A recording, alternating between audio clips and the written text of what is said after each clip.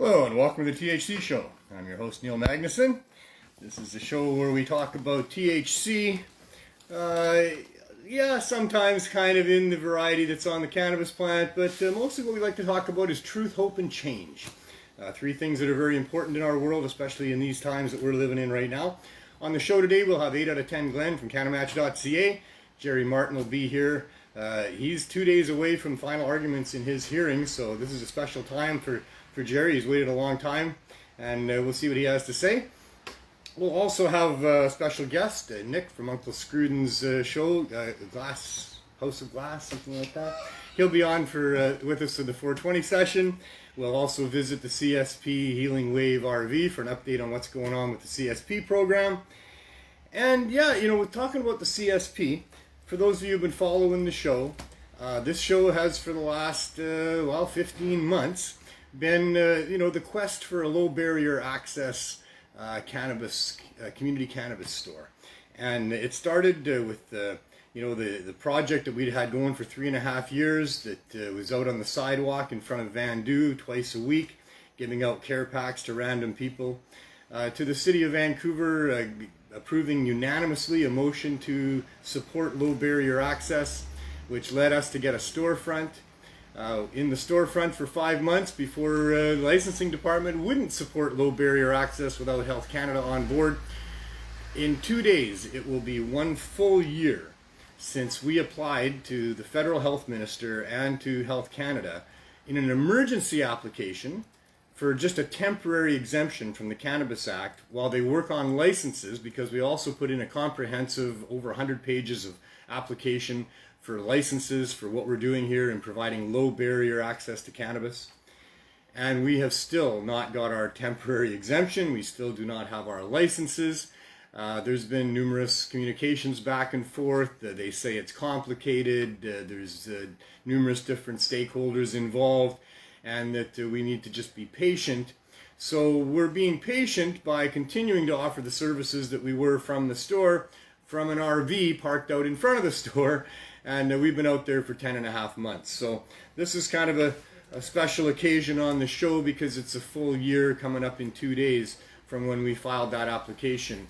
And obviously the corruption runs very deep in this country, right to the top, and that's why our public servants won't allow for low barrier access, to easy, reasonable, cost-effective access to cannabis for people that are struggling with all kinds of different issues. In our case, we're specifically targeting the opioid epidemic that's been killing people for 6 years at an alarming rate due to a poison drug supply. And we have proven, we have peer-reviewed studies now, many of them, over 50 of them released by Dr. M.J. Malloy alone and numerous others across North America and around the world, showing the efficacy of cannabis as a substitute for the hard drugs, especially the high-dose edibles. The fact that the high-dose edibles are capable of getting people through withdrawal, which is the biggest barrier to getting off of opioids. That's why it's addictive, if you want to use that term. The addiction is because you can't just quit it, because there's a withdrawal period that can be absolutely like going through hell, that keeps most people continuing on with the substance, even though it's very problematic for them, and even though it risks their lives with this fentanyl contamination that's going on right across the board with most of the different pills and powders that are on the underground marketplace. So we've been targeting that particular element of how cannabis is effective for people. We've demonstrated that now for well over 4.5 years. We've given out well over 20 million milligrams of high-dose edibles. We have hundreds of people as part of our program that come and get their 420 milligrams of high-dose edibles every 4 days for free. And yet here we are a year now waiting for approval from public servants to be able to do this. And I mean, it's not just nothing. I mean, it's not just like, oh well, we don't have their approval, but we're still running the program, we're still providing low barrier access. No, this has actually hampered us in quite significant ways. We first of all formed a society before we opened the store so that we could better function and deal with governments and all the things that we would need to do to have the programs that we want to have here, especially on the downtown east side, to help the people that are struggling with poverty, addiction, homelessness, and the other things. And so we, without having approval from government, can't even get a bank account. Our society can't open a bank account because the established banks won't give you an account if you're dealing in cannabis outside of the Cannabis Act. Well, we want to be inside of some sort of a Cannabis Act. We certainly don't want to be inside this particular Cannabis Act because that would not allow us to do what's needed to do. It would not allow for easy, low barrier access to cannabis. That's what's wrong with the Cannabis Act, is it throws all of the poor people, all of the sick people right under the bus. And it's an absolute nightmare for anybody that needs to use cannabis on a daily basis if they're going to try to access that through a government store. So we're waiting here for that to happen. And the point of today's monologue is really about the role of these public servants and what that's supposed to be about.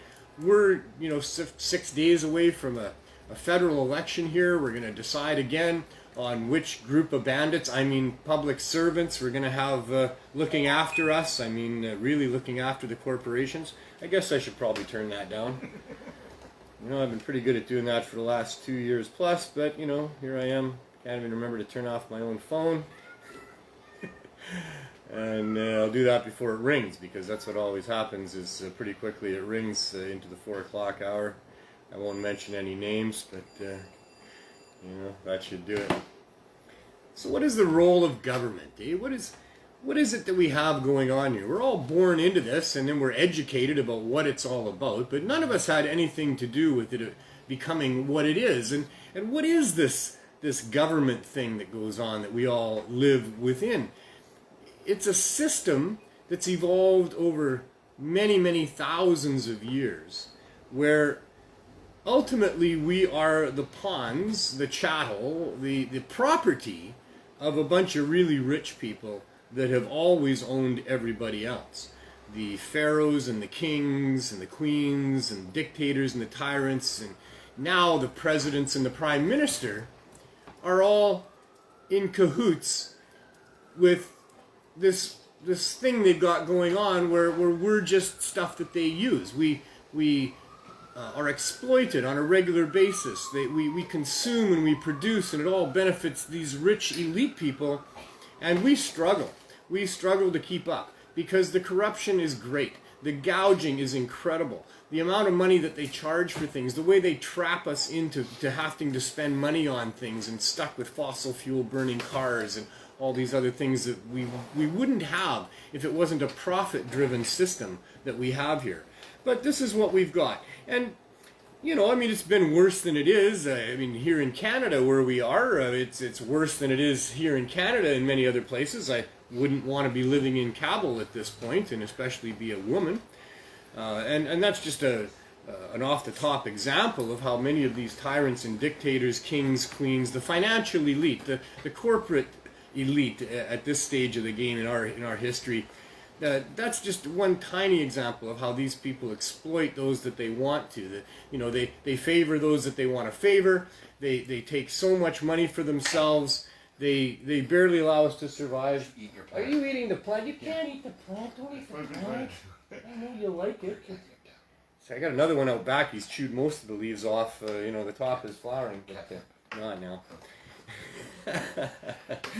So, this system of governance has been structured for. I guess you can eat a leaf. Okay, only by one. But if you start chewing on the buds or something, I can't have that. They're talking about cats like cannabis too. The cat is promoting.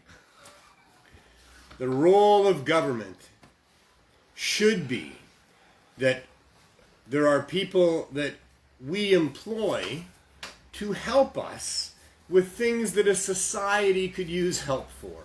That's what the role of government could be. If we could all of a sudden sit down and forget about the past and forget about how we got to here and what kind of a system of governance we would like to have, we would like to elect public servants to quietly go about facilitating things that we need in our society and in our environment, that don't interfere with us unless we're interfering with somebody else in some significant way, that understand that their role is to protect the rights and the freedoms of every individual, that they would be limited in their powers. Majority rules, except the majority can't rule for everything. That doesn't make sense at all. In some things, that's the way it should be. We can't come to consensus on it. We're not sure how to do some things. We could have a vote. The majority, they could decide. That can work for many things. But it doesn't work if it overrules the rights of individuals. That's when the majority can't work. We cannot have a system of governance where 99% of the population overrule the rights of 1% of the population, or certainly not 56% of the population overrule the rights of the other, 46% or whatever it would be, 44%. Can't have that. That's not going to work. You can't have a system where the people that are public servants get to enact laws that overrule people's rights on behalf of other people. That just can't be part of how we want to do things, right? But that's not the way it is. We've come out from underneath the thumb of the dictatorships and the kingdomships and the pharaohs, but we're still moving back towards that by giving public servants the right to be dictators for their little 4-year rotating dictatorship. We need to stop that. We need to go back to where governments, or not, if they ever were, but we need to devise a system. We need to rethink this democracy. It is not the role of government to impede business. It's the role of governments to facilitate business. When someone wants to engage in trade with another group or someone else, when commerce is involved, governments can play a role in that if there needs to be some help to make that happen. They can play a role in that to make sure that it's fair to some degree. Rules like that are good. They can have a role to play when it comes to putting on regulations of some sort on some things, because some things require regulations. But those regulations need to be the least intrusive possible, because they're balancing human rights every time. And it's not the role of government to decide that we should or shouldn't do all kinds of different things with our lives. It's not their right, it's not their role, because it can't be. Because they can't have our best interests in mind. Because they're not us. They're not family. They don't know us. They have to allow us to make numerous decisions about our own course of life and stay out of the way. They're not our parents. We don't need nannies. Adults can make adult decisions. If an adult is interfering with some other adult or group of adults in a harmful way that's demonstrable and significant, well, we have ways to deal with that, and that's where the role of government comes in. If there's issues that are arising that are actually demonstrable to do with the trading of goods or the use of goods, then there's a role to play with the government, mostly in the form of education. There's a variety of different regulations and rules and restrictions that can be put on things to try to make them safer, and that's all fine, recognizing that they're treading on human rights every time, so there needs to be a careful balance there. It's a bit of a fragile place to be, putting regulations and rules on people with how they can use things. But things like gasoline and pesticides and stuff like that, there is need for education. Before you just go and hand somebody a can of gasoline, you should make sure that that person understands the parameters of the gasoline and some of the safety precautions. You should maybe have to have it in a particular container. That would make sense. Things that make sense. That's what we want. We should have a separate ministry of reasonableness to oversee all the other ministries to make sure that they're being reasonable. Because so often they're not being reasonable. And why aren't they being reasonable? Because of how the system is structured. That these people get into power. They get into these places where they're public servants, but they have power. They have the ability to sign into law all kinds of different things. And so there's people whose interests are going to be served by having those people in those places and having their people in those places. So there's kickbacks, and there's payoffs, and there's bribes, and there's threats, and there's all of these things that are bound to happen in a system where one person has control of the money and gets to decide where that money is going to get spent and how these regulations are going to be implemented and who they're going to harm and who they're going to help. And so this is going on all the time since the beginning of all of it, since we first had regulatory boards on things. Those regulatory boards consistently get co-opted by members of the very groups that they're trying to regulate, so that the regulations will serve the interests of the private group rather than the greater public. And this has been going on forever, and it goes on all the time. And the corruption has gotten worse and worse and worse because the forces that want to corrupt our system have gotten more and more sophisticated at it. They've gotten more practiced at it. They're more financed. They're better financed. They know how to do these things. They know more about us and our system than we do, and that's why they know how to manipulate it. In fact, they're probably the orchestrators of the whole system to begin with. We probably never really did have a proper democracy with public servants that was really serving the interests of the public. It probably always was the elite that had to give in and give you something. And so, okay, well, slavery isn't right, and I know that, you've got other rights now, and so here I'm going to give you this democracy. And so we've been handed this as, as a way to satisfy us, but really it's not freedom. It's not what we need. It's not what we deserve. It's not working for us. It's working for the rich people, and we're all working for the rich people. This whole idea of the government had to prohibit some plants. First they had to prohibit the fermented juice, or the juice off the fermented berries and things, because they said it was because the people were getting violent and people were beating up their wives and kids and stuff. That was never what it was all about. That was never why they really prohibited alcohol. The whole prohibition of alcohol was a big conspiracy, a big plan to allow the Rockefellers to control fossil fuels. 13 years into alcohol prohibition, the women's temperance movement, funded by the Rockefellers in the first place to get alcohol prohibition put in place, was again funded by the Rockefellers because there was illegal stills popping up everywhere, and most of that alcohol was not being used to consume and get drunk. It was used to fuel farm vehicles and other people's vehicles, and the Rockefellers were losing their monopoly on fossil fuels. So they ended the prohibition of alcohol, but they brought it under the government. They all became the Al Capones of the day. The whole system was corrupt. This is all corrupt. It's always been corrupt. And now we got the so-called legalization of weed, and it's just as corrupt. There's no need to prohibit cannabis. There's no need to restrict cannabis. In fact, of all the things in our environment, cannabis is one of the safest things in our environment. You can't even die of an overdose, and you can die of an overdose of just about everything that's in the grocery store, that's in the drugstore. You can overdose on every plant in your house, every plant in your garden you can eat too much of. Everything has an LD50 ratio. Look it up. See what that means. It means that 50% of average people will die if they consume this much of whatever the commodity is that we're talking about, and everything has an LD50 rating, even cannabis, except that cannabis's LD50 rating is pretty much unattainable. 1,500 pounds need to be consumed within 10 minutes. It's not possible. But everything else is possible. So when you're going to put regulations on cannabis, there you go, 419. Lucky you, just about got to the end of my rant. If you're going to put regulations on cannabis, they need to reflect the nature of the substance itself. One of the most beneficial, most benign substances known to man. Can't fatally overdose on it, and all you can do is really green out if you smoke too much of concentrated cannabis or eat too much edible cannabis and have a nasty 3 days of not feeling good, but it still can't kill you. So the regulations need to be minimal, and the regulations are maximal. And so we need to stop all of that. One of these days, somehow, maybe, we as people will be able to sit down and figure out how we can revisit this whole idea of democracy and structure for ourselves something that works for us and doesn't allow us just to be pawns and to be exploited by the financial elite. So, coming up to the 420 moment, I think we're just about there. As always on the show, we've got 8 out of 10 Glenn going to join us.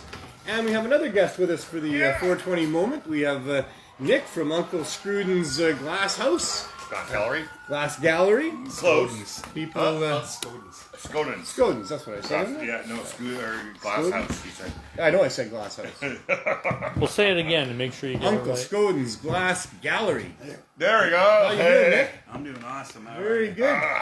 So you're a representative of the Glass Gallery? Yeah, you bet. So that means that you have the wonderful job of looking at and selling pipes to people, right? Yeah, pipes, bongs, Glasswork. rigs, yeah. There's some awesome glasswork, isn't You there? betcha, yeah. I've seen some stuff that just blows my mind. I love glass. I love glass. I got this here. It's Looks like a Gibson Glassworks. Gibson Glassworks. This one's broken because I break all of them. I just can't keep nice things, apparently. I'm going to have to bring you a nice pipe for the show. Did I smoke that joint? No, I didn't. I think I'm going to smoke that one. What, dab? No. Oh, not Because today. I got this one. Nick brought me this one. I got one too. So how long have you been selling glass, Nick?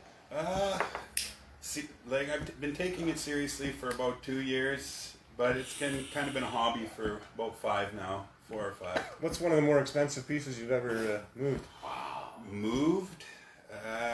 Probably my Frosty Fresh and Hood Rat collab piece. Yeah. Either that or my Firefly. So that was a collab between Yeah. a couple of different artists? Yeah, it was Hood Rat shit and Frosty Fresh from the States. So what did that sell for?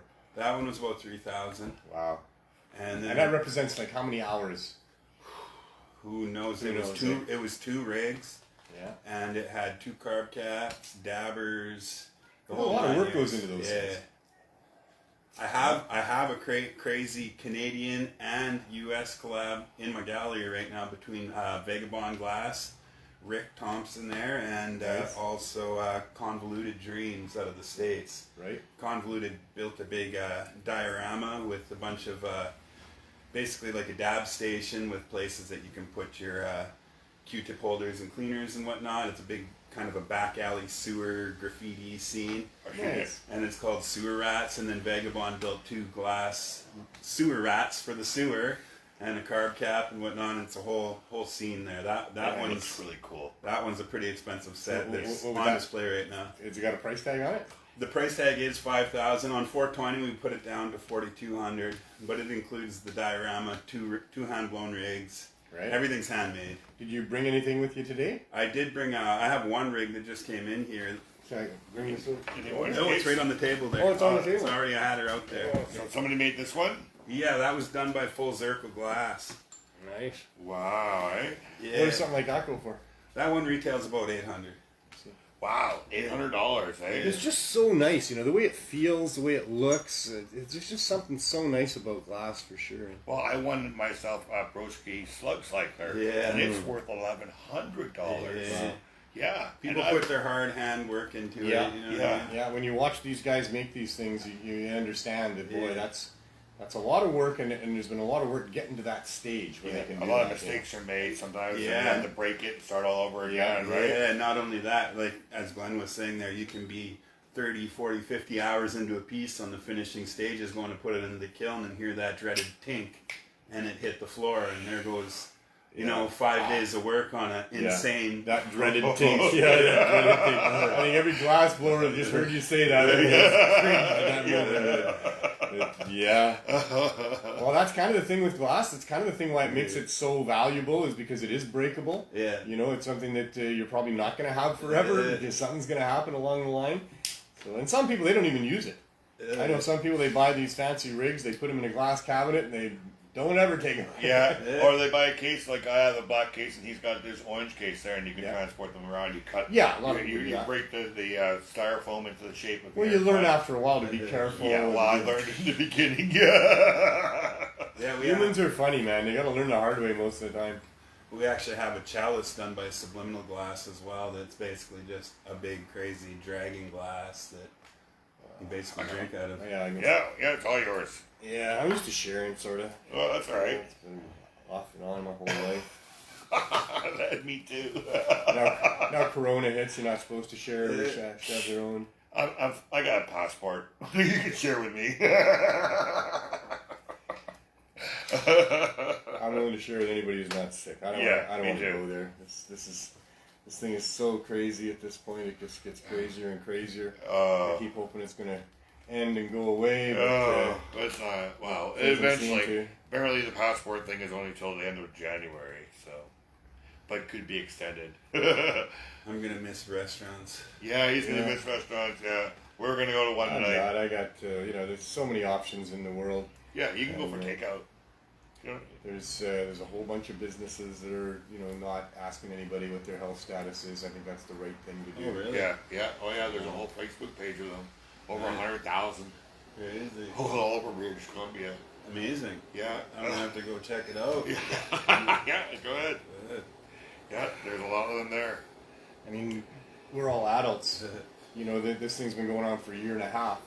All we needed was the right information. Yeah. People just need to know the truth about things, the parameters of things, what do you need to be concerned about. and then look after your own health. And I don't need the government telling me how to look after my own health. Yeah. You know, I'll wear a mask when I think it's right to do that. I'll stay distance away from people if I think it's right to do that, but it's up to me. Yeah. You know? If I'm sick, I'm going to stay away from you. And, you know, I know there's this, you know, we're all being guilted. The guilt trips are so... Peer pressure, I call it. So bad, you know. Yeah. People shouldn't hate on other people at all, but they're really hating hard. And it's like, you know, well, if you're not vaccinated and you're the problem, and that's why it's not going away. Man, look into the science of this stuff. We're really being played. There's a lot of stuff that isn't right for sure. They vaccinate everybody without even understanding whether or not you have an active virus in you at the time. You don't vaccinate somebody when they have an active virus going on inside, and that forces the virus to mutate. That's what caused the problem. That's probably in what the first happened, place. yeah. Another thing is don't people that already have had the COVID, don't they get any respect? You still have to be vaccinated even though you've had it. Your body created a much better immunity to it than what the vaccine is. The vaccine is a leaky vaccine. It's not a sterile vaccine. It's not a good vaccine. Anyway, I don't like talking about this on the show. It's too controversial, and it is. You know, I don't want people hating on other people, and so let's not hate on anybody. Yeah, I just respect everyone's decision. Yeah, That's whatever my you want to outlook do. on And it. I respect the healthcare workers, guys. Really, you know, like there's the Prime Minister just made a big goof. I don't know if you saw it on my wall today, but he was being interviewed at Global BC yesterday, and there were some protesters there for him. And then he took his mask down and he asked them and said, "Don't you have a hospital you should be at or bothering?" Right after he's telling everybody, "Yeah, I got the video." Right, they were doing it during the Global BC interview. They were trying to have it outside of the building, and these people showed up. Send me the link so I can put that in the show notes. Sure, no problem. Yeah, and they were playing "We're Not Gonna Take It," interrupting the interview and yelling and swearing at him. The thing's got beep, beep, beep, beep, beep all the way through it because you can hear people yelling at him. And then he takes down his mask and says, aren't you supposed to be at a hospital or something along those terms?" Obviously, he was being Is that a facetious. goof? Nope. Doesn't sound like a goof. No. Sounds He funny. took his mask down and said it. Right? And a lot of people are pissed off because he's saying that don't go there, but he's telling them that he should. Aren't you supposed to be there? All I can say is, really for me bad. personally, I hope that doesn't get the Conservatives elected because, you know, I can't trust those people. But they've, you know, not at all. I don't trust any politicians now at all either. Anyway, but the Conservatives have been nothing but a block and an obstacle to getting the rights that we've been looking for as cannabis consumers, but way more than that as well. And so, but primarily that. The whole war on drugs is the biggest issue in my world. I think it's extremely costly, dangerous, causing so much problems throughout our whole society. This attempt of public servants to use the criminal law and police with guns to enforce what types of chemicals or plants people want to ingest for themselves. Crazy. This is the most insane thing that I can imagine. We need to wake up as people and go, what the hell? This is not anybody else's role. Nobody gets to tell me as an adult that I can't light some dried flower tops on fire and inhale the vapors from that. Nobody gets to tell me that. If that's dangerous for me, if that's going to hurt me, and people know that, or that's what they believe, and they want to tell me that nicely, even emphatically nicely, but that's fine. Thank you. I appreciate it. I'll take that into consideration. Maybe if I'm smart now, if I don't really know, I'll do a little bit of research as to whether or not this particular plant I should be lighting on fire and smoking those vapors. I'll do that. But this is just ridiculous. It's gone beyond ridiculous for such a very long time that I can't believe I live in a world where as adults go to jail and get put into fucking cages because of a plant. Because growing a plant or having possession of some plant, that's ridiculous. You don't put people in cages for that. You put people in cages only if they refuse to play nicely with other people repeatedly.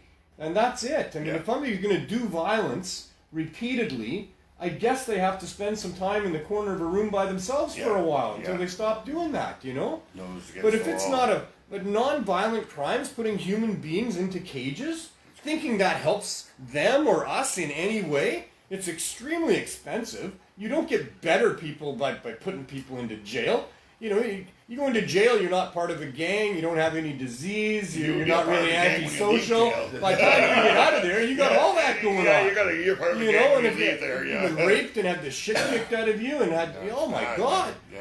Like, stop putting people into cages that don't belong there. Not that many people in society really need to go into a cage. And especially people that have to do with cannabis. Now, Nick, you spent some time in the cage for cannabis. Tell me a little bit about that.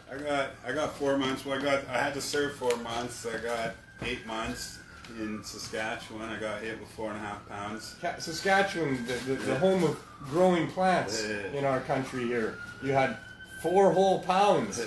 4 pounds. That's a lot. 8 months. And for that, they give you 8 months.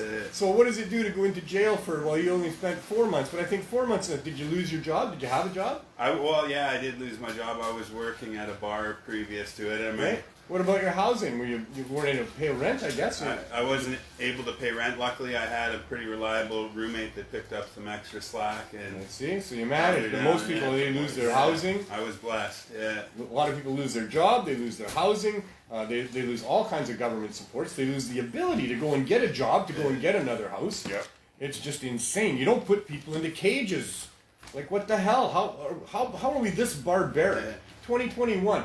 And we've still got a justice system, injustice system, that thinks it's okay to put free human beings into cages for simple, minor, non-violent things. It's just insane. Even if you have a speeding ticket, you don't pay it, you can go to jail for a certain amount of time and be, subject to all that stuff. There's lots of other ways governments can enforce things if you haven't paid your speeding ticket besides putting you in a cage. Yeah. Slap a thing on your ankle and tell you to stay home for a while.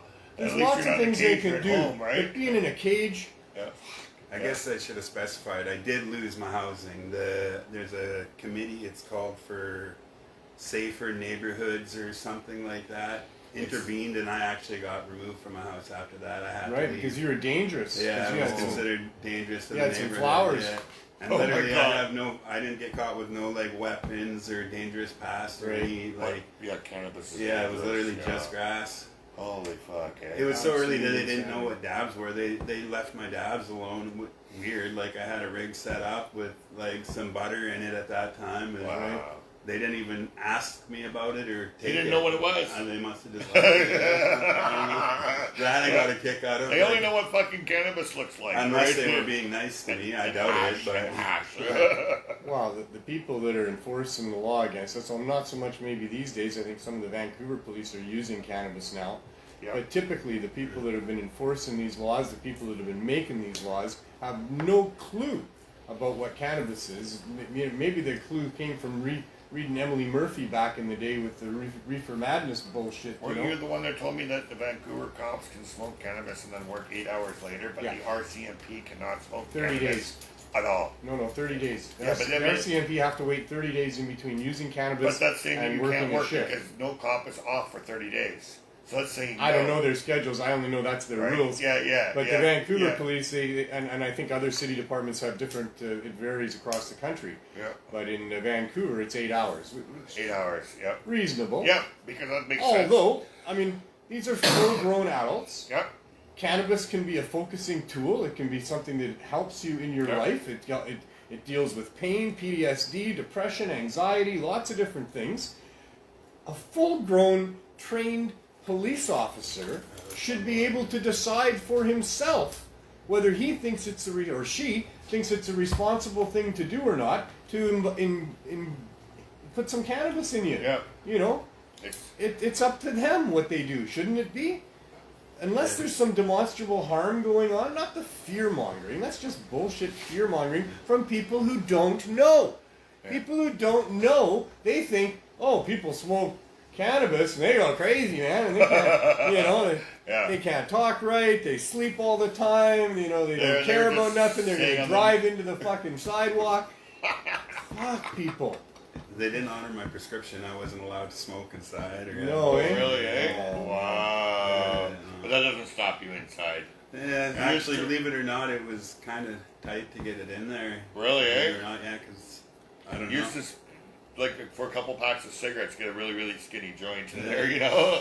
Well, like back in the day before all the security got heightened up, it was easy, but now there's like not even in-person meetings or anything. It's through glass for visits and shit like that. Yeah. So basically it's like good arms or slingshots over the fence and be out in the yard. And Yeah, I heard some guy try to use a drone and drop stuff in there, you know? And, you know, just for a moment to go back, cannabis can impair. Yes. I mean, it can, for sure. Especially if you're a first-time user. And that's what I meant by responsible, adult, trained police officers being able to decide these things. They're not going to make irresponsible decisions, you would hope. Of course they're not. No. You know, about their usage or what have you. But people need to be left to these things to themselves. But I didn't want to give the impression that, you know, you can't be impaired by cannabis. You can get goofy. You can get slant-eyed. Oh, you can go to sleep on the couch. You Get really you fucking can high. green out if you smoke too much. I mean, they're certainly, Well, but veteran users that are using within the parameters that they understand, typically are using it to more function better, not worse. You know, every once in a while you want to get, you know, functioning a little worse and smoke that much, and maybe a lot of people are trying to do that, but a lot of other people, they're just trying to function. They're trying to work through pain. They're trying to work through all kinds of things that you know, that cannabis helps them with. So Yeah. I rant too much. Well, that's okay, because I'm in pain every day, and this has helped me for 40 years. Right? So, you need a light for that? And it should be your right. I don't know. I don't need to consume too much, you know. No. My cheekbones are already way up here. You know? I'm feeling a little slant-eyed, and you know, the effects have definitely kicked in. So I like cannabis, and I like it, you know, in the right dosages. Yeah. Everything in life is about the right dosages. Like love, for example. Today, or days like today, I've smoked a little bit more because of the dampness. Yeah, Because of my scoliosis, yeah. I think you've said that before. Yeah, I'm sure you mentioned that I know when it's going to rain. Yeah. And the cannabis helps if you use it correctly. Well, it makes me forget about the pain, right? So I know it's there, and I know I shouldn't be bending down, picking up anything off the ground, but yeah. Pretty soon you've been chuckling your way through the last hour and a half, and you know, oh yeah, right, I was in pain. I forgot. Yeah. I know exactly what you're talking about, and I'm sure we relate to a lot of people out there. Oh, yeah. A lot of people in pain. There's lots of different ways to be in pain. I know my friend Chris Beers. Maybe you're still watching the show, Chris. He stopped trolling me. Well, you know, his opinion is that there's no such thing as addiction, and people are just making choices moment by moment, and they can change if they want. Yeah. And there's some truth to that, but there's some truth against that too. That people are really stuck in patterns of behavior that they have great difficulty changing. And I alluded earlier to the difficulty in stopping the behavior of ingesting opioids and hard street drugs, alcohol included. That there's a withdrawal, a physical withdrawal that your body goes through when you do that. And I've heard it described as 7 levels of hell. I know that many people try and fail, and most people try and fail numerous times before they finally succeed. So I know that the Canadian pharmaceuticals companies got rid of Demerol. You can't get any Demerol anymore, right? Yeah. Well, I know because I used to take it for my back pain, but you can't go to the hospital and get it. They'll give you morphine or something else now. Why can't they do the same thing with opioids? If they know that it's killing people and it's making them addictive problems, why don't they do the same things that they did with Demerol? Just take it off the market? Yeah. Oh boy. But we have to find something else for pain killing, but it probably wouldn't be killing as many people. Well, what are the other options for pain killing? I don't know. I'm not a pharmaceutical company, but I'm sure there's opioids. Well, tramadol is another thing that's out there. That's not an opioid. It's a muscle relaxant. Yeah, I'm not saying there's not other things. Yes. But there's a lot of people in pain. Yeah. Opioids really help a lot of people. I think opioids are probably a good choice. Okay. For non-chronic pain. Yeah. For short-term traumatic pain, leg amputation, or many other things that can be short-term, opioids can be a good choice, probably maybe even the right choice, depending on the level of pain or whatever. Yeah. Clean opioids are good. Yeah. In that thing. For most people, some people, you know, everybody's different, right? Yeah. Can't speak for everybody. When I lost my finger, But if you've got long-term pain going on, if you're dealing with chronic pain and it's going to be a long time, like more than a month or so, you really don't want to be using the opioids for that. No. You want to find some other way. Meditation, there's lots of different things. Cannabis works really well, as you know. Yeah, I do. They They gave me fentanyl when I went into the hospital. Then I hurt my fingers, but I never took anything after that. Short term, it can be a really, really good pain strategy. Yeah. Way to deal with pain. Well, I had them laughing in there. Yeah, so I guess it was But working. to put people on it for a few months and then, either take them off, try to take them off it too quick or whatever, don't do it right. That's been very problematic for a lot of people. Now there's a lot of pressure on doctors to get people off of them, and that's good. That's good, yeah. But they need to do it properly. They need to be very sensitive to how these things work for people, because people will just go and get it somewhere else if the doctor won't let them have it. You say doctors, and I was talking to the doctor that's recently prescribing cannabis. I said, how do you get your information? He goes, we're having seminars now on it, right? Now next when I see him on tomorrow, I'm going to ask him, do they have other just normal people running these seminars, or do they have actual people that have used cannabis running these seminars? Because I don't think you're going to learn from some book about cannabis. I've seen seminars that were relatively accurate, and I thought were pretty good, and I've seen some that were very inaccurate, and I thought there was a lot of misinformation, that's being presented to professionals. Well, at least they're doing it for doctors. Yeah, they're nice. talking about it, and eventually the truth comes out, Yeah. and doctors don't like being lied to either, and they figure stuff out. So, there was one UBC, well, it's before Corona, so a couple of years ago. Do a seminar, yeah. And I would there definitely was trust that. several different representatives of different medical sides that were presenting to the students. And some of it was pretty serious misinformation from uninformed people or people misinformed that were passing this along. Where the reality for people within the cannabis consuming community, we know to be much different than what they were saying. There's a video out there of grandmas getting stoned for the first time. I don't know if you probably have seen it. I've seen a couple of those. Well, I want to do one doctors getting stoned for the first time. Doctors or veterans are getting stoned. Because stoned covers a lot of different territories, not just smoking weed, right? Yeah. And doctors, because of their profession, have access to a whole bunch of different interesting substances, and most of them through their through their schooling do dabble a little bit in figuring out some of what these things are, and probably they smoke some weed too. Yeah. Although that would be frowned upon. Well, then, but not now. Not now. Well, things are changing a bit, but the medical profession is not the friend of the cannabis community. Has never been.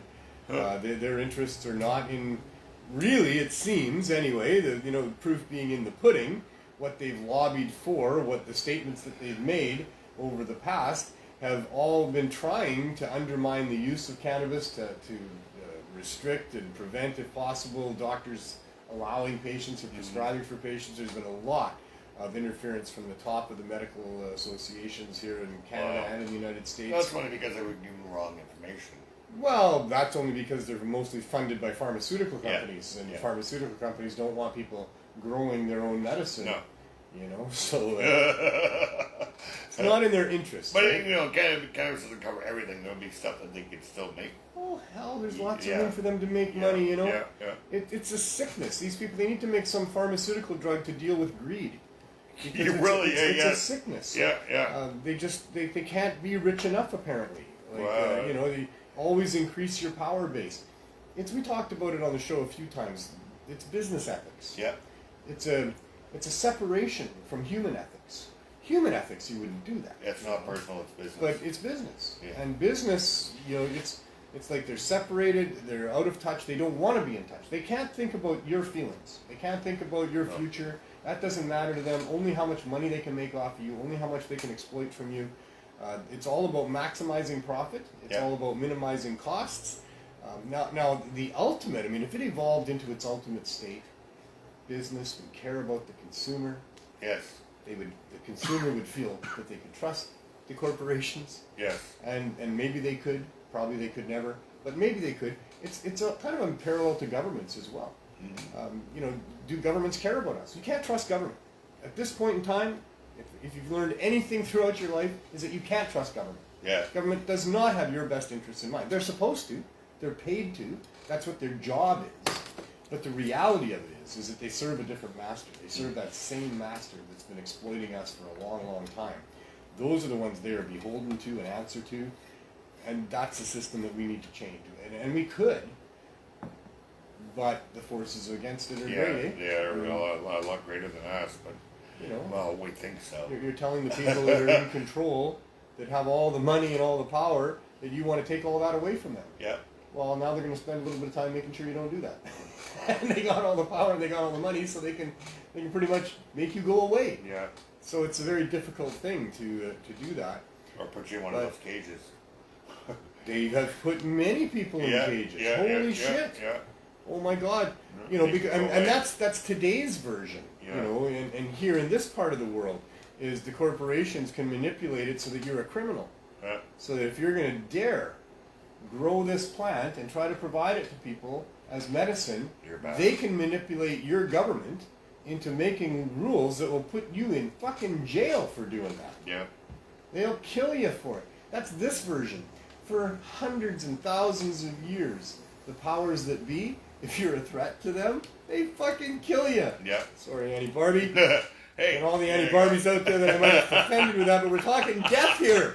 We're talking people were killed. They were beheaded. They were just thrown off a cliff. They were killed en masse. Yeah. Any group that would dare, probably what's going on in Kabul right now. If you're a group that opposes the group that's there, your life is in serious danger. Yeah. I mean, it's not just, hundreds and thousands of years ago this one. It's going on today around the world as well. And these corporations are very sophisticated about it. That if you're a serious enough threat, they will get rid of you. Yeah. Of course they will. So. They'll eliminate you somehow. So maybe we shouldn't talk about them, eh? Yeah. Well. Maybe we should just let them exploit people and feel happy that we've got the freedom that we have and we can sit here and smoke weed. That's what they want us to do. I know. But it's not good enough. No. It's not good enough because at any moment it can flip. The way it was good enough. When we had our stores that we could go to, mom and pop was being sold in stores. People had a good choice. No. They were able to smell it, touch it. No, wasn't good enough, Glenn. No. Still prohibition pricing. Oh, the pricing, yes. Prohibition pricing. Okay. So those models with today's low pricing because it's not prohibition. We've never had the freedom I'm talking about, although it may exist in small groups and pockets of time and history and geographical locations. But really, masses of people have never been free. We've been fighting for it for a very long time. We've made some headway for sure. Thank goodness we're in Canada. Thank goodness we can protest at the beach and set up a stage and bash the government and bash the laws and all of that. We've come a long way to be able to do that, and I don't disrespect that at all. In fact, it's my respect for that keeps me bashing, that keeps me talking about it, that we're not there. We're still on the precipice of being enslaved by these people. They have the technologies to do this. And so, this is a crucial point in the history of humankind at this point in time, where these corporations have become so powerful and so sophisticated, their ability to survey us is so great. And us, on the other hand, are able to communicate with each other. We've had lots of groundbreaking understandings about what our natural human rights are. Mm-hmm. We have individual natural rights, and I say natural because they're not rights that are given to us or granted to us by the king or any group of anybody. Yeah. They're natural because every person with a bit of sense would agree with them. And that is that nobody should be bullying you because they're more powerful than you to get you to do shit that you don't want to do because it profits for them. That's not right. No. It's just not right. Yeah. We all have a natural right. Now, of course, that doesn't apply when you're born. I've covered this before. For those of you who've heard it, I'm sorry to repeat myself, but you don't arrive here on this planet with that right not to be bullied. You get bullied by your parents or the guardians, the people that are put in charge of you. Hopefully, nature has provided that it's people that love you and care about you and have your best interests in mind, and they have more experience than you. It may not be right, but they're going to do their best for you for a little while until you get to that point where you go, hey, thank you, I appreciate it, but at this point, hey, I'm going to be me, and I'm going to be my own person, and I'm going to go out in the world and do me, and from that point on, nobody else gets to come and bully you and say, you got to do this and you can't do that unless you're hurting other people. And then, of course, we're all going to not just bully you, we're going to do our best to stop you from hurting other people. That's not okay. Don't hurt other people. No. You have a responsibility. Your responsibility to not hurt other people is greater than your responsibility or than your right not to be bullied, I think. And it goes beyond that. You have a responsibility not to let other people hurt other people. If we all did that, and we all try to do that, that's a natural thing that we do. Yeah. So we have a natural right not to be forced to do things that we don't want to do or stopped from doing things that we want to do. And that's a natural right.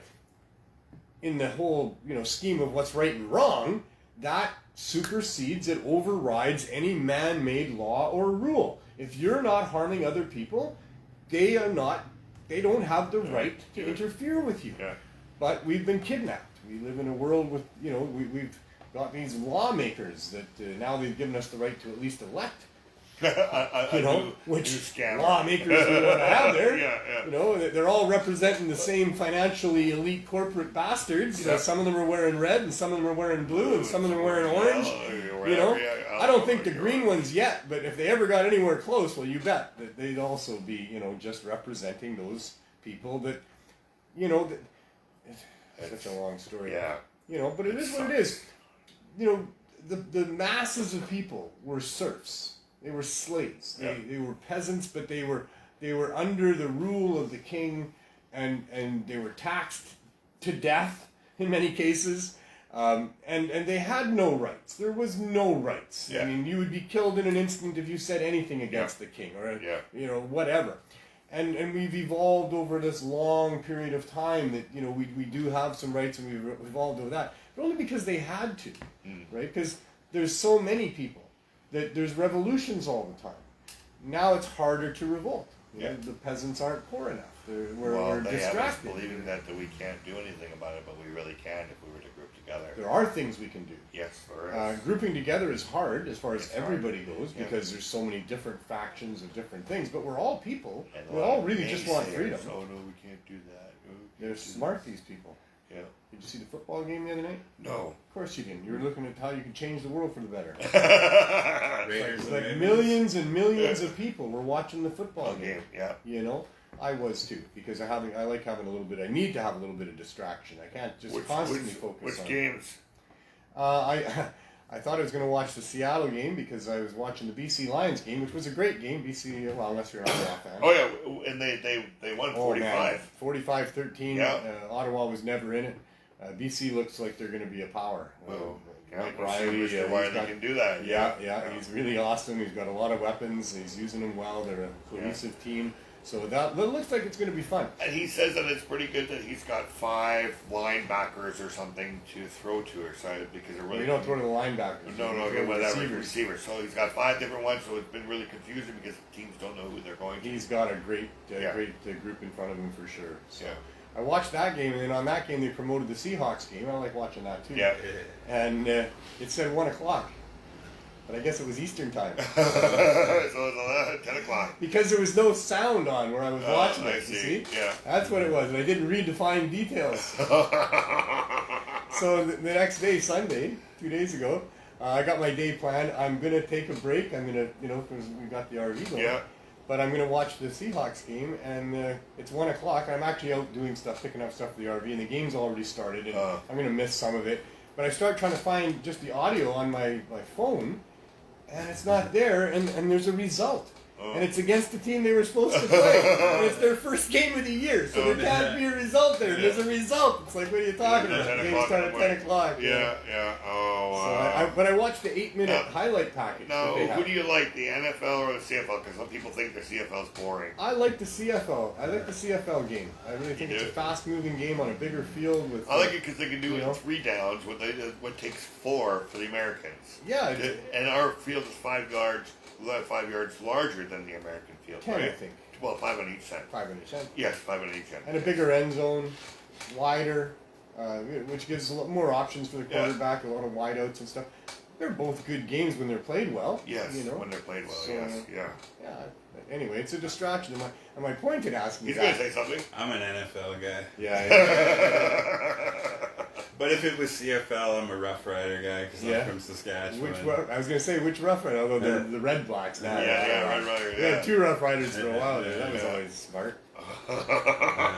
Saskatchewan. We got 8 boy. teams. 2 of them have the same name. Oh well. I don't know how they do that. But I'm a Only big in Canada. Seahawks fan. You're a Seahawks fan? Yeah, I like DK Metcalf. He's Yeah. a good player. Yeah, they look good. I saw the 8-minute long highlight package, which is pretty good. You get to see all the important plays. Yeah. You don't get to watch the chess match of, so much, but still, I thought it was good that at least I could do that. And I got to do it like right around 1:30. Mhm. So the game had only been over for like half an hour or so, and the highlights were up on YouTube already, so that was good. Lockett showed up that game. We need a Monday game so you can come to my house and watch it on the big screen. Well, Mondays don't work well for me. Oh, yeah. Maybe because Well, I got a routine. I mean, my private life. Yeah, I I pick know- up my I know son your on routine Maple is. Ridge. I Yeah. go to visit my mom out in White Rock, and Yeah, then I take my so- son back to Maple Ridge. And you're out in Mission. So, So- it's not too bad. I didn't get home from all of that Oh, yesterday you've just been asking until you. almost 11 o'clock. Wow. We voted yesterday, my son and I. Oh, yeah. And that wasn't easy because I've been staying here, and this isn't really a residence, and so I didn't get the voter registration card, and so that was really confusing. And we had to go to several different jurisdictions, even. To vote. We did get it done. Okay. We did get it done. Wow. But it really took a long time. And then I went and saw my mom later at night last night, and she was okay, but she's had a fall, so she's got some nasty bruises on her. Wow. Spent the day in a hospital. We're worried about her, but Anyhow, Yes. my point with football Oh, yeah. was that we're well distracted. Yes. You know? And baseball and basketball. Yeah, Toronto Blue Jays. Holy smokes! I know. Baseball. I'm not a baseball fan really, but I was there. you know what watching they've that done in the game. last Yeah. 4 games? I seen that one game where it was like how many runs? Like 22 to 7. Yeah. And then last night they played, or yesterday afternoon they played the Tampa Bay Rays. That is the first place team that if they make the playoffs, which it looks like they might now, they will play. So they played them, beat them 8-1. Holy crap. Which is still, lopsided game. And then the 2 comebacks in the games prior to that, the last 4 games have been incredible for Yeah, sure. for Blue Jays. I was there when they won the World Series. Oh wow, that's awesome. Yeah, I partied on Yonge Street hard that night. I remember watching Life it. is good. I recommend you soak it in and enjoy it. And, Well, yeah, I've been that there for a which you few like, you Argos should Grey enjoy. Cups too. Yeah, when I was growing up. So, But at the same time, be aware and be awake, and don't support the bad in this world. And be aware of the corruption in this world. Do something about it. But I don't tell people not to live their lives, and many people have a family. That's an important role to play. You've got to raise kids, and that's a very, very important thing to do. You should focus on that. But teach them about the corruption, and teach them about what's not right in our world, because there's a lot that's not right in our world. So, but yeah, we are entertained, distracted, overwhelmed, drunk, angry, broke. All of these things on purpose. yeah. By that big corporate machine But that there has is an that opposite agenda. to everything that you just said too, right?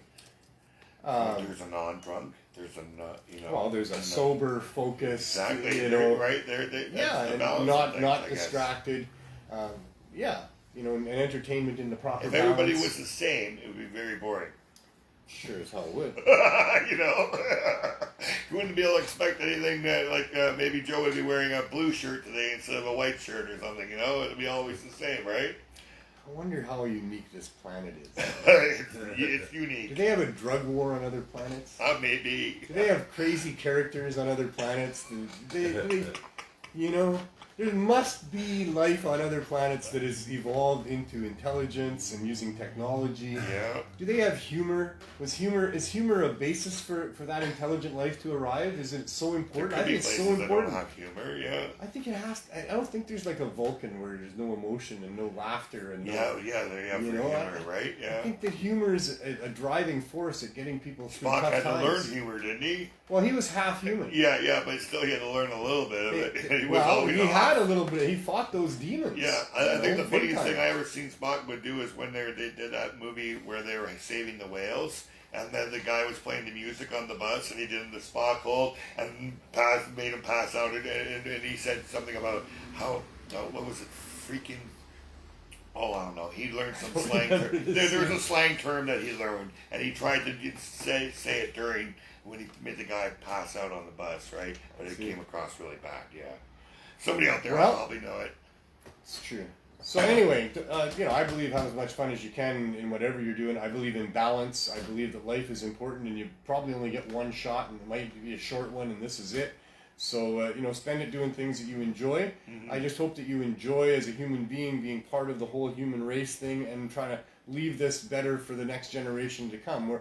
We're not inheriting what we got. We're borrowing off those that are coming ahead of us. And, we should try to pave the way like it's been paved for us. Like, had we not been born in this time period, had not those great luminaries of the fight for freedom, been before us, then we quite likely wouldn't be able to be here, doing what we're doing, saying what we're saying, fighting for what we're fighting for.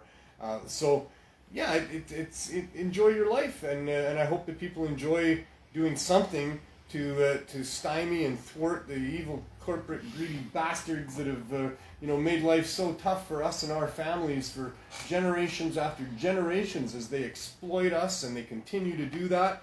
And now they think we should all be paying $15 for the cheap weed, and anybody that would try to sell you weed cheaper than that outside of their system should go to fucking cages for it. And screw them for thinking that way. And so, have as much fun as you can doing something about that, but don't do nothing about that, because that's really important.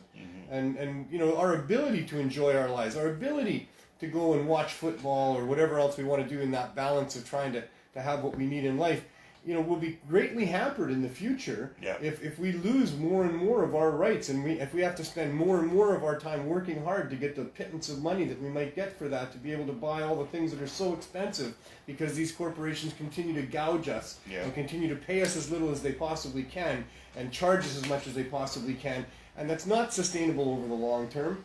But we're gonna get out of this if we have a whole bunch of people, like you said, if we can all get together and realize we do have some common goals amongst us, and that we can do some things about it. So we got them to make it legalized. Let's make it illegal better, right? Let's keep trying to improve the system to where we are today with a bunch of people making a difference. So let's just do it again. Let's all try to make a difference in whatever your role is. We've all got different paths that were laid out for us ahead of time somehow that we're just trying to respond to. There's a flow that is ours, and if you pay attention, you'll know that this is the right thing to do, and then this is the right thing to do, and there's your life, and you've fought a battle, and there's things you cared about, and everybody should find the things that they care about and fight those. And you can make the world a better place by doing something nice. Just by doing something nice for someone. There's not much anything more fun than that, really. That's what I found. I like to have fun. That's what I'm all about. And there's not much more fun than actually making a difference and helping people that are struggling in their lives and going up against bullies that are trying to exploit us. So, get on board. It's a great campaign. We'll have fun along the way. We'll grow plants. We'll smoke weed. We'll party. We'll incorporate music. We'll have rallies and festivals and and glass shows and cannabis cups and and we're gonna have as much fun as we can on the road to trying to get the freedom that we deserve to have. It's too bad we have to fight for it, but we do. So let's fight for it in a way that makes some sense and is fun to do. And in the end, we're all dust anyway. Yeah. We'll have as much fun as you can. Eventually, right? For sure. So we kind of filled Jerry's spot there. Jerry was going to be here. He's on another show being interviewed right now. Oh, yes. I think he's just outside in his car somewhere doing that. Oh. I told him to take as much time as he needs there. I mean, get the message out. Yeah. And then he's probably going to walk in here any moment. Okay. But in the meantime, I think I'm going to promo for him. Sure. And then if he doesn't come... You want me to go look? Sure, you can go look. But he'll come in. He knows he should be coming in. Yeah. And in the meantime, if he doesn't come in, then we'll just go out and continue with the rest of the show out there with the RV. Take a peek. So thank you very much, Nick, for coming in. It was great to meet you. And promo your shop again. How do they get a hold of you? You got some good glass? We're UncleSkoden.com online. On Instagram, it's Uncle_Skoden. On Facebook, I'm Jimmy Skoden. This is my logo. You'll see it on all my profiles and whatnot. You got it up there too? Yeah. I brought a full Zirco rig with me. He's a Canadian artist. He's out there. Ball rig. He shreds, all handmade here. Beautiful. Yeah. It's a nice piece of engineering. Thank you. Yeah. He is out there. He is out there. Okay, is he on the phone? I guess I just looked. I saw the car. I didn't go. Yeah. Like I say, he's doing another interview, and he should take what he needs to do that. We're flexible here. I really appreciate you, Neil, for having me on, though. Well, thanks very much for coming, and we'll probably see you again down the road. I'm sure we'll see you at some of the events for sure, like we have in the past. I'd love to help out where I can. You know what I mean? Yeah, and keep promoting the glass and the herb, because that all ties into the same thing. Getting people the glass to get the herb consumed with is all part of activism for sure. I Well, thanks for love that. supporting the artists. Yeah, the artists are a big part of the movement. You know, they Yeah. have to be. Like I say, this movement is about having as much fun as we can and enjoying ourselves and getting the message out. And artists are so much about getting that message out, normalizing things, you know, all of that. So. I even like graffiti artists. Even Absolutely. they put great messages out. You know Oh what I man, mean? we got They some get great stuff around here. Yeah, they get some serious messages out there. Seriously. You know what I mean? Not all of them are positive, but a good chunk of them are putting out a good message that needs to be heard. You That's know what I right, mean? 100%. The crisis that's out here and whatnot. And In this neighborhood, You know what I mean? particularly, Yeah, for sure, you know, with what's going on with the epidemic, there's a Yeah. lot of very profound graffiti hell walls. yeah. I love it. I love it. That I new love it too. that new wall that just went down at the OPS center there. Huge. What a collaboration. Yeah, there's artists that Like don't a dozen even get different along in the underground world. They came together for the culture and got down on that wall, like 38 artists with that big land back roller there with the Raven. It's amazing. It is amazing. Anybody, you got to go check that out if you're in Vancouver. Yeah. The OPS on Pender Street. Amazing. You won't miss it if you go by there. So yeah, thanks again. Thanks for everything you're doing, and yeah, we'll look forward to seeing you in the future. Thank you, my brother. So Jerry Martin's on the phone outside, and he's doing an interview because he's 2 days away from his final arguments in his case, which is an application to the federal Supreme Court, a constitutional challenge, two other co-applicants, trying to get reasonable storefront access to people for medical cannabis. This is a fight that is at the forefront of our movement because as cannabis activists trying to change the law, we needed to protect people as best we could. And, you know, people were being arrested, but the people that were being harmed the most by the prohibition of cannabis were, of course, the sick people that needed access to cannabis. And in many cases, it was a life-saving medicine, a medicine that would give them back their lives that had been stolen from them by pharmaceutical regimens that really do deprive a person of a proper life for so many different reasons, the side effects and many other things. So Jerry Martin was a fellow that decided to open a dispensary when there was many dispensaries opening up in Vancouver and Toronto and other places in Canada. But he was going to open his up in Saskatchewan. There wasn't much going on with respect to cannabis dispensaries in Saskatchewan. There wasn't even hardly any head shops in Saskatchewan. There was Jeff Lundstrom with Skunk Funk.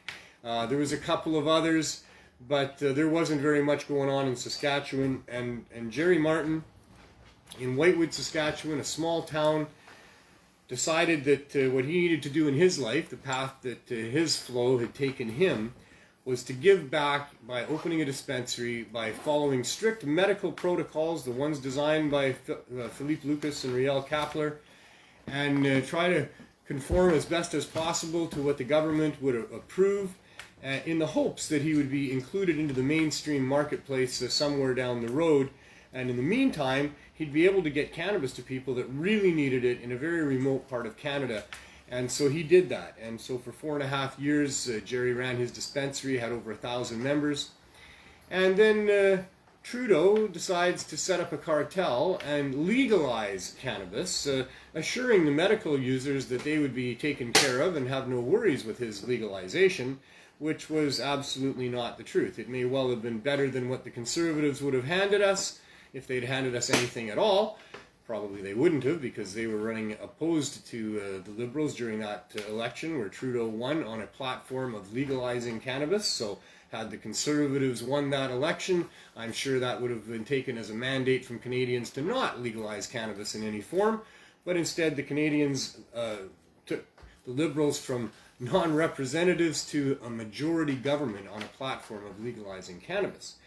But the legalization of cannabis is not what we'd been asking for at all. In fact, upon consultations by the Liberal Party and cannabis activists across Canada rather, they did pretty much the exact opposite of what we said needed to happen. We had been demonstrating at our 420 rallies, the Cannabis Day events, and other things like that, what the cannabis marketplace should look like, what a bunch of vendors would look like that had their own labeling and graphics and marketing and all the rest of that, what it could look like, what a reasonable marketplace would look like. And they did pretty much the opposite. They made it look like a high-end explosive jewelry store, and you can't see or touch or smell the product, and they kept the prices at higher than what they were during Prohibition, and the Prohibition pricing is outrageous at $10 a gram. And it was that because you could go to jail. They could put you in a cage. They would take your house away from you if you were using cannabis or selling cannabis or growing cannabis. And so Jerry opened his dispensary. He ran it for 4.5 years, and then he got a letter from Health Canada. Not the letter he was expecting. He was expecting a letter that would say, Mr. Martin, we have legalization now. You've been doing a fine job of representing your community and helping them get access to cannabis that is now legal for Canadians to have. We recognize that the medical patients, the ones that are using cannabis for medical purposes, are the ones most important to be served in this legalization that we've put in place. And that's the letter that he was expecting. Instead, he got a letter telling him to cease and desist of all things, and that he wouldn't be included in the new legalization, that there was no provision for medical patients to get access to medical cannabis in these stores. These were going to be, by their own definition, non-medical, recreational, adult use stores, and there wasn't going to be any medical dispensaries. Well, being a dispensary owner is a special thing to be. For those who have been dispensary owners, you'll understand completely what I'm saying. For those who haven't, maybe you can imagine that you've got people that you come to know that become your customers, regular customers, members even, and you're helping them get what is giving them their life back or saving their lives, and in profound ways. I mean, absolutely, people that are sick and suffering that discover cannabis and use it as a medicine are over the top, so happy. Like, I've met many of these people that cannabis saved their life. I mean, for those who've had your life saved, that's a very profound thing. People who say, I was a zombie, I was dying, I was 300 pounds, all these things wrong with me. And now look at me. I know many people like that who are now in fine shape, doing very, very well, still using lots of cannabis, still fending off some serious medical issues, but doing very, very well because of cannabis. And you can imagine that living in a world of prohibition, where they don't have access except through an underground market where it's all about criminality and who knows what you're getting and all the rest that can go wrong in an underground marketplace that does regularly go wrong, that for them to have had medical dispensaries that they could go to, where they could walk in, be treated like a human being, not fear arrest, have access to all the different cannabinoids that are needed for people, from suppositories to topicals to concentrates and edibles and everything else. And now they don't. You can imagine that if you're a dispensary owner and people near the dispensary that's serving your community and there's none around anywhere else, your only option is that underground marketplace, and there's a dispensary there. And you're thrilled about it. And you're telling the dispensary owner every chance you get just how happy you are. Thank you for being here. Thank you for having a store that I can walk into. That's what it's like when you're selling cannabis. People love you. Your customers love you. They thank you daily. You become close to them. You become aware of their problems as they tell you how it's working for them. They hadn't slept in ages until they found out that cannabis could help them sleep. That they'd been suffering chronic pain that was debilitating for years. And now they're able to go back and go to work and function around their house and do things. All these stories that you get told. And you come to know these people. You come to care about them. You come to help them with what strains work best for them and what other products work best for them. You shop for them personally. So much that dispensary owners do that puts them in close contact with the people that they're helping, that they become close to them and invested in them. They care about them. Can you imagine being told you're going to have to tell those 1,000 members that you can't help them anymore? Can you imagine being told that? That is cruel and unusual. It's outrageous that a government would think that it's okay to go into an environment where 1,000 people are getting their medical needs met And you're going to prevent that from happening? And you think that's what your job should be as a public servant? Is to go and cut those 1,000 people off from their supply of what is a life-saving medicine for them? Ludicrous. Unthinkable. Inhuman. So of course Jerry didn't stop serving his 1,000 members. How could you? Why would he? All the time he'd been open, he was illegal. Every moment that he was there operating his store, every time he unlocked the doors, he knew that the cops could come rushing in and arrest him. In Saskatchewan, he probably figured it should happen every day. He probably wondered every day why it didn't happen at the end of every day. But there he was, brave, continuing, helping people, and he was illegal for all of that time that he was doing it. So when now he gets a letter from Health Canada saying, hey, stop doing what you're doing or you're going to be illegal, well, what difference does that make? He's not going to stop helping 1,000 people because he's going to be illegal when he's already been illegal for the 4.5 years he's been doing it. Clueless public servants that would expect that this could happen. They knew that he wouldn't close down. Of course they did. They planned for it. They busted him. They raided him. They came in and took all of his stuff. They investigated him. Stole his house. Stole his cars. Stole his bank accounts. Locked him out of his place. Shut him down. Accused him of being a criminal. Threatened him with jail time. Came after him in every which way they could. That's what our public servants think that they should be doing on behalf of Canadians for some reason. Shutting down access to over 1,000, mostly elderly, sick Canadians that were getting access to a life-saving medicine. And the fellow that was brave enough and nice enough to do that for them, he should be prosecuted and put into a cage for that and had all of his belongings taken away. That's what our public servants think that Canadians want done for them? Because I certainly don't, and I don't know anybody that does. I don't know anybody that thinks that that's a good idea, that we should be spending all of this money, because now it's been over 4.5 years. It'll be 5 years in November since they busted Jerry, since they raided him, stole all of his stuff. And he's been going to the courts time and time again to try to get his day in court. He finally had a day in court.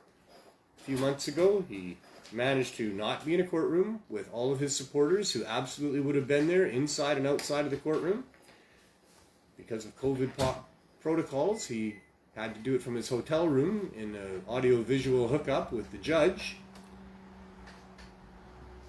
He got his day, though. He put in his affidavit. He got cross-examined on it, so he got to tell his story. He got to say his piece. In 2 days from now, his lawyers will put in final arguments, explain to the judge why Canada's Cannabis Act, which states that its main objective is the health and safety of Canadian public, that by shutting down a dispensary that's providing access to over 1,000 sick Canadians to a life-saving medicine, that somehow that is in the interest of public safety. It's quite the opposite. It is absolutely 100%, 360 degrees opposite to public safety. That move not only harmed Jerry, his immediate family and friends, but it really harmed the 1,000+ people that had been relying on Jerry for their medicine. It sent them scrambling in hysteria, what to do. Sick, desperate people thrown into an underground marketplace that doesn't even really exist in Saskatchewan in any really accessible way for the people that Jerry was helping. They don't know people. They're just ordinary people that found out that cannabis could help them with their serious problems, and there was a store in town that could help them get it. So when they shut Jerry down, they really harmed a lot of people. And then there's the cost. Over 40 appearances in court. Every appearance in court costs us a lot of money. Us. This is our money we're talking about. The money that they take from you every time you make a dime, they take a penny. Every time you get some money, they take some. That's our money they're using. And they spent a ton of it. They had no problem dragging Jerry in and out of court, back and forth. They don't mind. They don't care. In fact, when you think about it, that's where they make their money. If they don't have guys like Jerry to drag back and forth into court so they can go to court with their fancy suit and their suitcase and or briefcase and, you know, talk to the judge and then do all that paperwork and all the rest, they don't have a job. But all because of a guy like Jerry and tax dollars, they got a job. How much money do you think the prosecutor took? He worked on Jerry's file, the first one, Robin Neufeld. He worked on Jerry's case for the first 3.5 years. Oh, and then handed it over to somebody else who had to get up to speed and do a whole bunch more paperwork and take Jerry back into court a few more times and figure out how he's going to prosecute Jerry on behalf of Canadians. How much money has he made now since he took over? How much money did Robin Neufeld take out of our taxpayer fund for him? How much for the sheriffs in the courtroom and the judge and the stenographers and all of the rest of this that we pay for? What's it going to cost us? In the end, what are we going to get? What are we going to get? We are going to have, on our behalf, by our public servants, a really good man dragged through flippin' hell. 4.5 years since he was raided that he's been threatened. 4.5 years of emotional ups and downs and oh my God, and I'm going to jail and I must be a criminal. Cruel and unusual punishment. Costs us millions of dollars. For what? For what? Maybe there'll be some value in it. Because maybe the judge will be reasonable and understand that Jerry had no intention to harm anybody, and Jerry didn't harm anybody. So the two only components of what it takes to actually be a crime aren't there. No intent, no harm done. A whole lot of good done. In fact, I'm sure the evidence will show that the laws were wrong, that access to cannabis is a human right, that cannabis is an actual medicine for people, that cannabis can help save people's lives, and that Jerry was willing to help people get it because he knew it was the right thing to do. Maybe the courts will decide that Jerry was doing the right thing, that he was doing what he believed was the right thing to do, that that was his intention. If you're a criminal because your intention is to profit by doing harm to somebody else, then what are you if your intention is to sacrifice to help other people?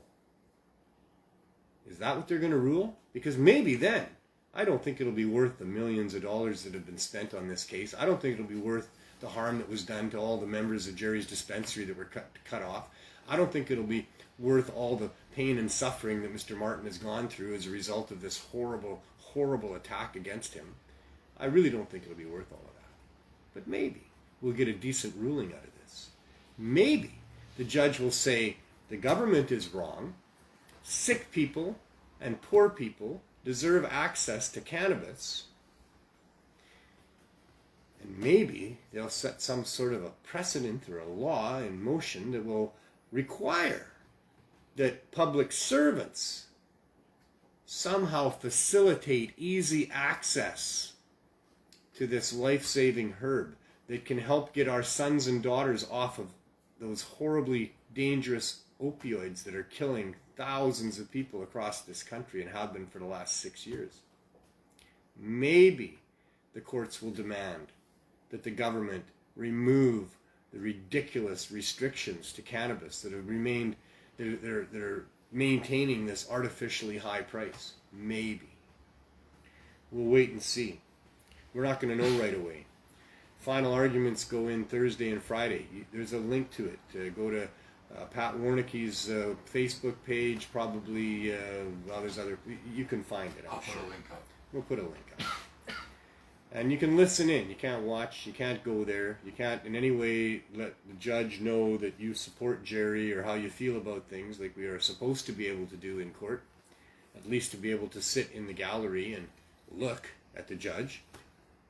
There'll be none of that. But we can listen in, and then there won't be a decision until the judge decides to make a decision.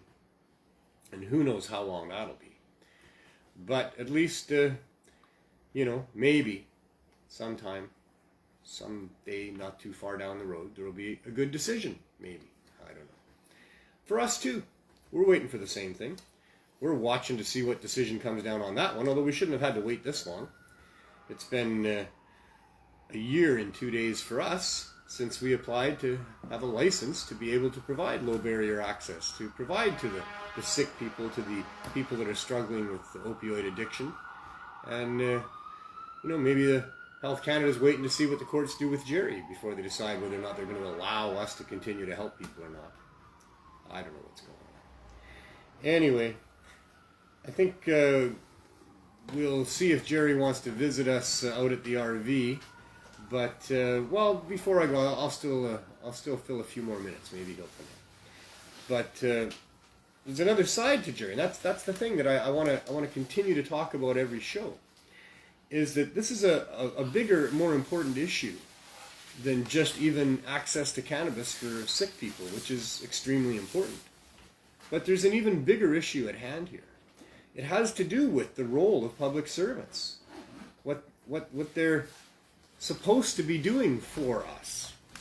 And this attempt to prohibit cannabis has also included attempts to prohibit other plants that are medicine for people, but that have other properties as well that are psychoactive.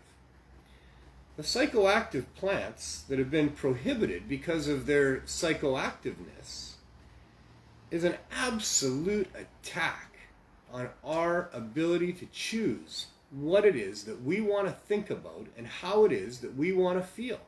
And there's nothing else there. They did not prohibit or attempt to prohibit these other plant medicines, these psychoactive plants in our environment, because people are dying from using them.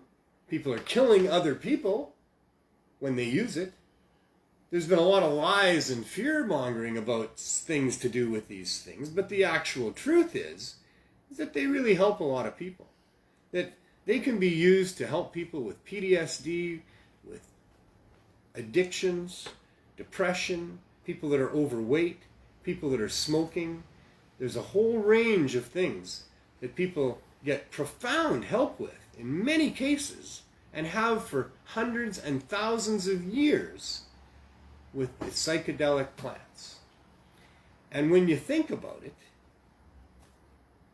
it's all about restricting your ability to think. It's all about trying to control where your mind goes. It's nobody's business but yours, what you want to think about. Certainly not anything to do with governments, what you want to think about. I mean, sure, your parents probably tried to steer you in different directions while they were, I don't like to say the word bullying, because really they had your best intentions in mind, even though they strapped the hell out of you sometimes to get their point across, and many other things that parents do to force their children to try to think in ways that are in line with what the parents think is right.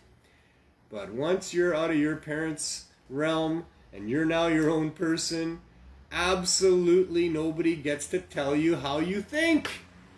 Nobody gets to say, hey, you can't feel good if you're not feeling good.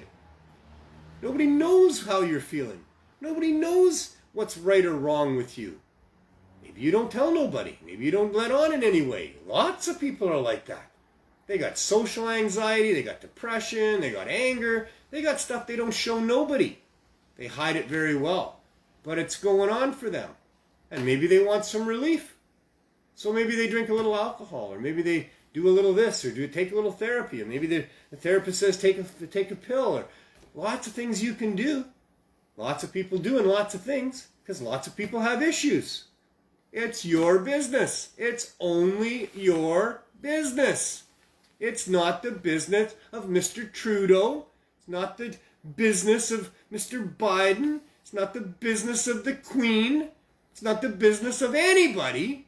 What's going on with you and how you decide to deal with it, unless you're harming other people. That's that caveat that, you just got to throw that in there, I guess. But people are just trying to feel better. People are just trying to be the best they can be. People are just trying to deal. And it's their business alone. And the fact that our governments think that it's their business is so patently wrong and causing us so much harm and damage, screwing with people's lives. We need to understand this. We need to think about what this is all about, and we need to find a way to stop it. We need to limit the powers of government. We need to put them into a place where they can do this, but they can't do that. And they can't get into our business. They can help our business if help is required. They can facilitate how we do things if we ask for it, if we need it, if it's required. But other than that, this business of, hey, we know more than you, these drugs are bad for you, they're going to hurt you, so if we catch you with them, we're going to hurt you really bad so that you understand that these drugs are dangerous, that's ludicrous. It needs to stop. We would save so much money if we stopped all this nonsense about trying to enforce what drugs people take. If we put a fraction of that into truthful education about what these things are all about, what does this, what does that, tell us the truth in creative ways, give us the information we need, let us know where the dangers are. We're adults. That's all we need. We don't need the government to hire a guy with our money with a gun to point it at us to make sure that we don't do something because they've decided it's not good for us. That's what's not good for us, is allowing governments to have that kind of control, that kind of power over us. And it is no better exemplified than the attempt to prohibit cannabis and the other psychoactive plants that we've had relationships with for thousands of years. And just in the last 120 years or so, North American governments, and they've spread it around the world, have decided that God didn't get it right, nature is dangerous, and we need to be protected from all of these plants with our own money, at our own expense, even though these are mostly the plants that have been helping people with medicinal issues and spiritual issues and emotional issues for thousands of years. It's wrong, it's corrupt, it's absolutely upside down. It ain't about helping people and about protecting them from dangerous drugs. It's about protecting corporate and financial interests at our expense, and it's at great expense.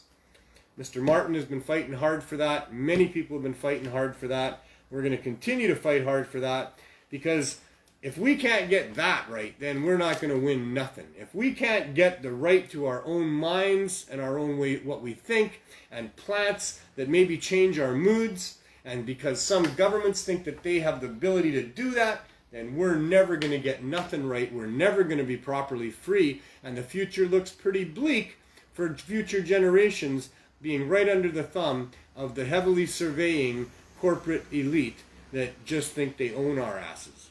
So that's what we got to do about that. I guess Jerry's still busy, so we'll leave that at that. We're going to go out and check with the Healing Wave RV. We've covered a little bit on the show already about what that's about. Just briefly, we are providing low barrier access to cannabis despite government regulations against it. We've been demonstrating for the last 4.5+ years that it's safe, it's extremely effective, it's a necessary harm reduction strategy to be using in the opioid epidemic that's going on. And so we started a project giving cannabis edibles away, making it as easy as we possibly could. We ended up with lineups twice a week, 300 care packs going out every time, 4 to 6 edibles in a joint per pack. We had the city on board, we have all the harm reduction groups on board, we had a professor and have a professor on board, and Jerry's here, so that's great. Come on in, Jerry. I just covered everything, so. Wow. You have to tell me what's new, because I already told him what's old. Right. So how you feeling? Good. Yeah, 2 days away from final arguments. I guess it's no big deal, eh? Yeah, it's Thursday, I guess. Eh? Yeah. Yeah. Thursday and Friday, they say. Yeah. Did you say they split the dates? No, they're not doing that now. They're not So doing it's that. all over. Thursday, Friday will all be over. Yeah. As far as the arguments being presented goes, which I guess is exciting. It's going to be good to hear. And to hear. I read a lot of what you sent me there. You and I interpret things much differently. Yeah, I think you're good.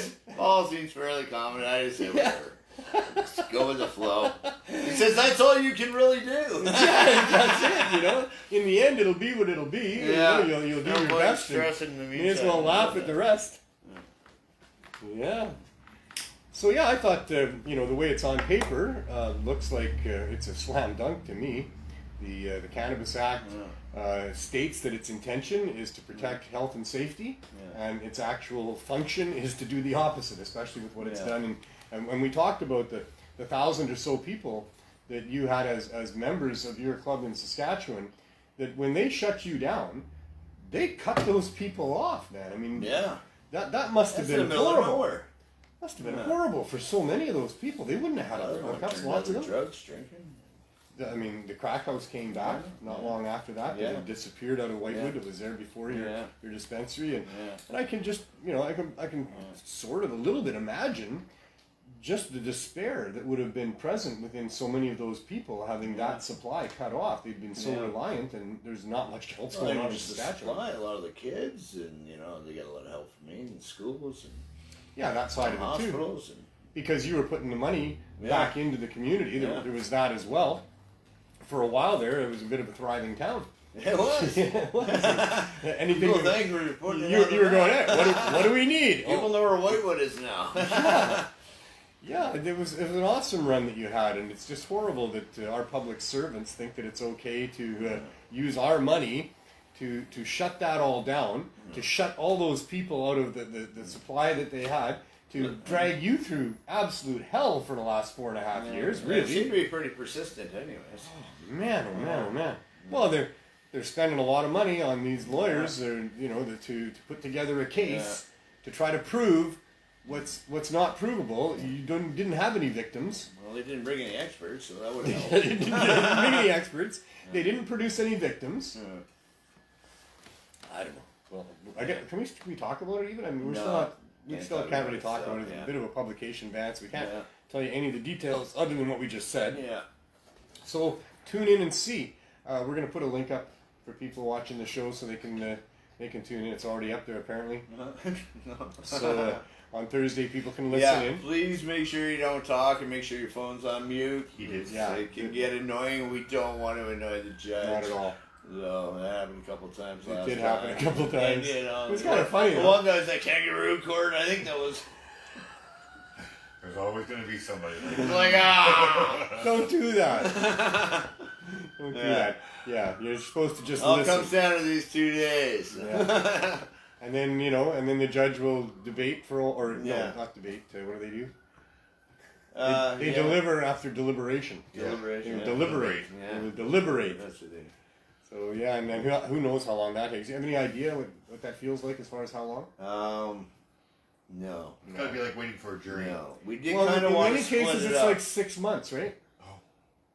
In many cases with these constitutional challenges, it's like 6 months before, 3 to 6 months. Well, I'm hoping they take the time to look at it, because if they rush it, they're not looking at it. And Paul said they're humans, and we want them to take their time. Because if they don't take their time, they just may find you guilty, so they don't have to look. Because they're human. If the time is being used to really look into it properly, then sure. Yeah. Then sure. And she, I don't know, she seems like a reasonable judge, and I thanked her at the end, and... Yeah. So, of course, he seemed reasonable too. He doesn't seem very reasonable. And the other thing that I had already you can't tell. Cops seem reasonable too. Cops have a way of looking at you and letting you think that they're all warm and fuzzy and you can trust them. And then, boom! You're under arrest. Yeah, assaulting a police officer. I forget which one I saw recently. There was a guy who was a great escape artist. And he had escaped from prisons, I think in France or something, and he'd been on the run. Like he escaped like 4 times or 3 times, and he dug a trench. He used the soup to rust the screws in the window that was holding the bars in the No, windows over the course of 6 months. he They had some rusted. time on He his got hands. splashing the soup on it every day, and they rusted. Wow. And so he was brilliant. But he'd now been, I think, 4 years since he'd been in jail. It's on the lam all the time. Yeah. And he met a guy that was something to do with the cops, and wanted to tell his story, but just wanted to get it off his chest. You know? Wasn't thinking he was going to be arrested. Yeah. So the guy listened to his whole story. They met on a park bench out there in a park, Oh and then my at God. the end, of course, you're under arrest, and a bunch of other cops swooped in on him. And it's like, oh man. So yeah, you can't trust government. Don't trust cops unless you're a kid and you're lost. If you're a kid and you're lost, go to a cop or any business. Walk into a business and tell the person running the business that you lost your mom and dad or something. But other than that, teach your children not to trust cops very much. That they need to know what their rights are. That they don't want to look stupid when the cops are dealing with them, because the cops will take advantage of you. Well, don't trust the system they got. It's a bad There's system. the odd. There's the odd good There's cop. the odd good cop. So yeah, I'm not saying you can't trust them. I'm just be aware. Use caution. beware. Always Great know. caution. There's a sign that said, "I Extreme trust people, caution. but I don't take their checks," or something like that. You know, I mean, I want to trust the cops. I want to trust government. I want all that. That's what I'm working for. That's why I'm doing all of this. That's why I get so upset all the time, is because we can't trust them, and we should be able to. I want to be able to. So the other side of it is that I just briefly talked about was the attack on people's consciousness. That, you know, people have issues going on. Sometimes nobody knows. We're all like that. And there's many different answers to things that people have going on. And some of them for thousands of years have been plants, psychoactive plants. This whole idea of prohibiting them, this whole demonization of them is a brand new thing only in the last 100 years or so. It's a real attack on our ability to think and what we think about. I call it the Freedom of Thought Project that you're working on. Tell me a little bit about how that's going and what you're doing. Well, good. Talked a little bit about that today. He's doing a couple of conferences, psychedelic conferences, so we want to start speaking about that. So Where will they be? I don't know where they are actually. I don't know. We But didn't get listen into for that, you know. Pay and then the psychedelic summit's coming up too. That So if one. you were going to a psychedelic conference, would you go on psychedelics? I'm assuming some people would. They'd probably have a special time set aside for that. When I went to Spirit Medicine Conference, I was smoking weed and, you know, Montgomery. microdosing. I wasn't like all fucked up. With the after party. Mark Emery and Chris Bennett put on one here at the WASC Center, and it was definitely a Saturday night of imbibing. I think it would be depend on the type of conference it is. Generally, people are usually science based or education based, so you kind of want to be some kind of frame of mind where you can absorb. Depending on the psychedelics, depending on you and a whole bunch of other things, it could make it really profound. It could be, you know. I mean, the presentation of whatever is I happening. could have just went to this cannabis convention it's in Boston, and I can't go. Dr. Knowles was going to give me a ticket. It's like $4,000 US ticket. So what are they going to talk about there? I'll tell you. It's like all business stuff. Oh, so it's a cannabis conference. Yeah, but we just thought we could use it for the psychedelics For because the he green can't rush. attend. He's doing the MAPS MDMA course right now, and it's Right. like 6 months or something. It's like super intensive. Right. Yeah. Yeah, there's kind of two kind of conferences that go on. There's those that really delve into the science of cannabis as medicine and how all that works and the history and all that kind of stuff. And then there's these conferences that go on that are mostly about the business of cannabis and licensing and all of that. This is pioneering the advancement of GMP compliant and FDA approved cannabinoid pharmaceutical products. So this is about business. Yeah. Yeah. This is all about furthering the interests of people. I did the psychedelics one on this. I paid quite a few grand for it. Do the same thing with psychedelics. The big guys bring all these things to market. So Right. yeah, super. Yeah, it's good for our business. And it's good knowledge to have. So do you think they're gonna? They won't properly bring to market psilocybin or these things. Well, they not might bring properly. to market some of products similar to that. Analogs of things that are. Yeah. But are they going to decide that they will legalize the psychedelics and allow people to have access to psilocybin and LSD, and then at the same time put a whole bunch of money into enforcement to make sure people aren't using natural mushrooms. Oh, you know they are. That's the fear, of course. They That's, are. Yeah, it's the same kind of model that's going on here. Yeah, Which is unfortunately, completely ludicrous, right? Yeah. Well, hopefully they change they must look at this model that they have. They must be making money some way.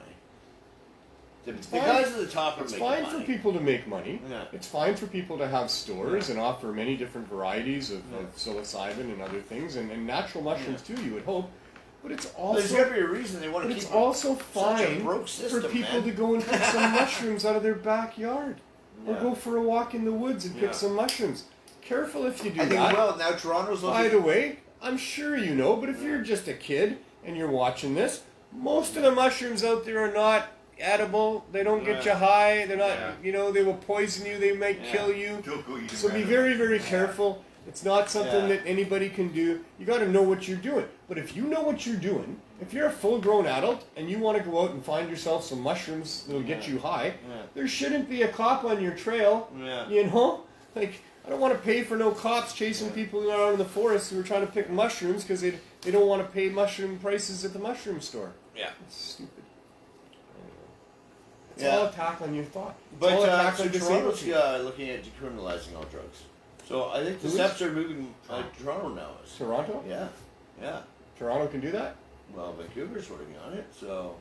Well, Vancouver is asking some permission. Well, from that's the a federal good start, government and now to, we got Toronto, two of the biggest cities wanting that. That's some power there. That is right? true. So, and and that's where the change actually mostly comes from. Is driven by cities. Yeah. Yeah, so once these believe big that. cities generally lay a lot of money for these governments Yeah. want something, they're going to get what they want, right? Yeah, it's At least really in powerful. In some, for sure It is really powerful. Yeah. And So yeah, plus the money's there. So yeah, I think it's going to come. How it's going to come, I don't know. I hope they're a little better. There's obviously going to be restrictions, especially with certain psychedelics, stuff like natural psychedelics. Sure, it should be. Mushroom kits are legal now. Why would they want to change that? Yeah. Well, we know why they want to change that. Well, But that's let's my hope problem. they don't change that. They start thinking they can make a whole bunch of money by monopolizing things. Then they put money on trying to stamp out the competition. So we'll see about all of that. But I mean, I'm fine with some regulations on psychedelics. I think that would be a good idea.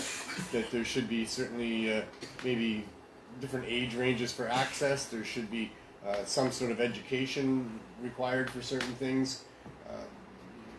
Certainly recommendations with respect to dosaging and things like that. These are all proper places for governments to have their fingers in, because there are some problems that can arise with people using things in different ways. There's just some awareness that needs to happen. Exactly, so it is. But that's what's needed. And other than that, like I say, they can have all of that. Give you awareness. And then people should be able to grow their own or go into the wild or whatever you want to have. Plants are nice. Growing plants is great. So that's good. And so you're going to have, you've got Microdelics and Mind Tech. Yeah. And there's going to be case studies, and there's going to be other things that you're going to do to try to gather information and data to be able to present, and then eventually maybe a test case of some sort. That's all in the works, right? Yeah, it's a few steps away yet. So I have to partner with this lab, which is looking pretty good. Mm-hmm. Dr. Goyle out of Toronto messaged me today. He's coming out in a couple weeks to finish up our investor deck with me, and in the meantime, I'll get this deal settled with the lab. Right. And then we'll have full in-house biopharmaceutical company. Nice. Where we can start developing and looking at which angles we want to take first, with which drugs, which drug combinations, which safety issues. Will you lobby the government ahead of time? Will you try to get them to change Yeah, policy so without having to take them to court? So as we're doing the development of drugs and studies, first off, to be done in mice. There's different phases: phase 1, phase 2, phase 3. Fortunately, things are moving really fast in the FDA for those sort of things right now. Cool. For that end, anyways, for the pharmaceutical end. Yeah. Well, we'll cross our fingers and see what happens, and Yeah. one day down the road, maybe we'll have our ability to decide for ourselves what mind-altering substances we might want to. But we're not going to wait for us to make money to do the course. We're going to do the court case. We're going to do the case now. Right. So all these other companies are going to benefit too. It's not just us that's going to benefit. Are there things they can do to help And most you? importantly, all the people will benefit. Other than money, is there things they can do to help you?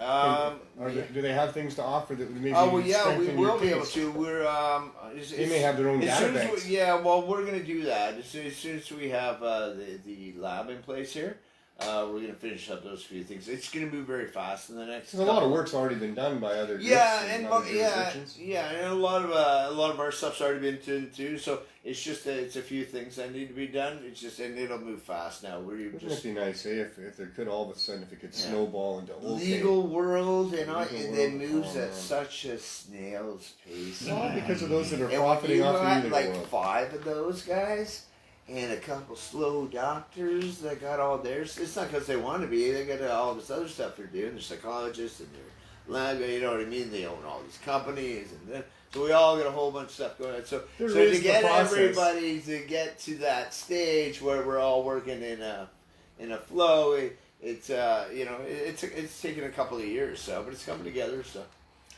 Yeah, there wouldn't be as much resistance. You would think. With cannabis, it's such a valuable crop. Yeah. I mean, it's just so much money in it. Yeah. There's not that much money in mushrooms, and they can get a big piece of it for sure if they legalize it the way you're talking about. They'll have their, pharmaceutical grade stuff in a whole. Yeah.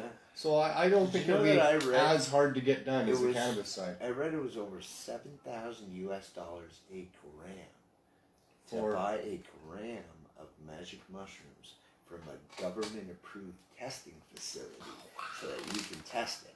So I read that in the other investor deck that Buddy gave me to use to learn how to create mine. Military from prices. another mushroom company. So. Military prices. Yeah, it's insane. A hammer is $10,000. We don't know why. Yeah. It's just a piece of steel and a piece of wood that they put together, and you go boom. But it's $10,000. Yeah, that's ridiculous. It's like that Cayman Camps. They're like that. They're one of those places. So if you want like a milligram of 4-AZO DMT, you gotta pay like $10,000 or something. Well, I mean, and that would make sense if it was only like 6 frogs in the world Well, that you had to somehow hunt down in the wild to get them to mate together to get a little bit of and that's all there was. Maybe that would make some sense. Well, it has to be but, these GMP places, which people can get, GMP, good manufacturing practices. But when it comes to chemicals, there's a whole lot of red tape, and it has to be done in certain types of facilities, and there's so many of them. So they got the. And I know nothing about these things. Maybe I'm learning a lot, man. Maybe it's reasonable. Maybe it's not. It's totally unreasonable unless you own the company. Right, unless you're the one making all the money. I'm working in on which case, it seems very reasonable. It seems very reasonable for me to get $7,000 for a 1 gram of this. Hey, if the government wants to pay me $7,000 for a gram of mushrooms, I'm going to sell them. Who's going to say no to that? Yeah. You know? You guys want to test the mushrooms? They get a whole bunch of people into the scheme. I'll give them 2 for 1, man. That's how they work. Buy one, get one. Exactly. Yeah. Well, good luck coming up in 2 days. This is the fight for medical access through storefronts, folks. This is the big one, really. It's been going on for a long time. Yeah, I told you 4.5 years ago, your case is is going to be one of the most important cases that we have as far as bringing to the courts right to access. This is the right to access for people that, we need to win this. If we lose it, I don't know what to think. If I'm seriously, I mean, I've read the briefs that they got nothing. I mean, people, it's a plant. It helps people. What do you mean you can't have it? It's what? So I think we're going to be okay, but I'm an optimist, so don't believe me. Don't bet on me. Yeah. I've been disappointed many times. Everybody's betting I want to cut.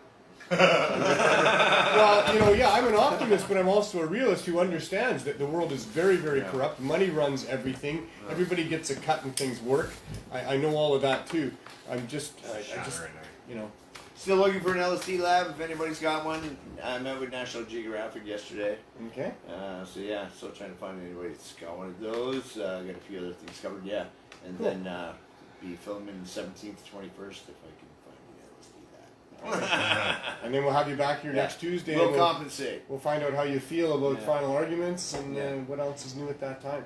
Yeah. Thanks for all you're doing, Jerry. You're such a hard-working guy, and you're doing so much for us, and we all got our fingers crossed. Thanks, man. I want to hear how it goes down on Thursday. I was very impressed with the cross-examination and how that all went, and I think I'll be even more impressed with the final arguments. Although I imagine I'm going to hear the prosecutor have his 2 cents in there, and I never like hearing that. Larry, that's what Larry said. It always goes, everybody's going to hate it. This guy but talks, it's just, you go, ah! And then this guy talks, you go, oh. Yeah. You know, so who gets to talk first is the thing. I already told them no reaction from me. I know they're looking for that. They don't want to be hemmed and hawed and, you know, and ha. Yeah, just... they don't like that shit, right? Nope. They don't like that shit. Just, you know, this is the journey. This is a stop on the journey, and we'll see what happens. Whatever will be, will be. That's it. It is what it is. There's a lot of people pulling for you. A lot of people doing good stuff. I mean, thanks a lot to your lawyers and all that as well. And we'll see how it works out. You know, freedom is on the line here, folks. Later. All right, Jerry. I'm going to do a brief little walk outside and say hi to the crew out there. I think I already kind of explained what's going on. We have an RV that we're providing low barrier access from because we got denied a license from the city to do that from the store, and they will give us a license if Health Canada allows us an exemption or gives us a license, and we've been waiting a year for that. So in the meantime, for 10.5 months, we've been outside in an RV, and let's go see what's going on out there.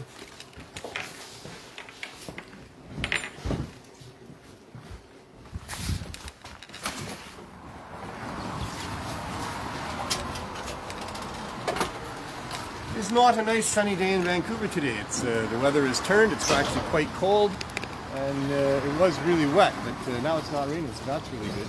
So this is the Healing Wave Cannabis Substitution Project RV. It's been our home for 10.5 months because we are tolerated out here. We stood our ground, and they haven't forced us out. So we moved into an RV where we're doing exactly the same thing as what. Not quite as well, mind you, because it's more difficult in an RV, and it's not anywhere near as convenient for our clients that we're helping, especially on rainy days.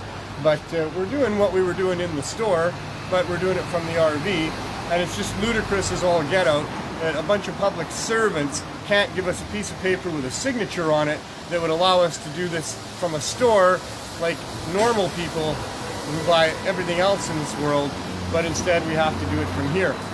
Before we say hi to the folks here, I really want to mention that we're also having this project operated in Halifax and in London and in Sudbury. Chris Backer in Halifax, into over 20 months now, almost 2 years of running a program there of handing out once a week to a long lineup of people care packs. I know he's got a bunch of wonderful people that help him with that. He's always looking for more donations, more help, but he's been doing just a really good job of that. And Mary McCarty, you go ahead, sir. Go ahead. Mary McCarty, who was our head baker here for quite a while. She, for family reasons, had to go back to London, Ontario, and she just had to get the program going there. So she's done 22 weeks now, 5 months coming up. She did 230 people today in a lineup that are so eager and grateful to be able to get cannabis to help them with their issues. The police were there today because somebody complained about garbage that was around where she's doing it, and so they talked to her about what she was doing, and she explained the whole program to them. They also, of course, cleaned up the garbage, as Chris does in Halifax, and Mary had done there also. Mark Emery was there visiting today as well in London, Ontario, where he's running as a candidate.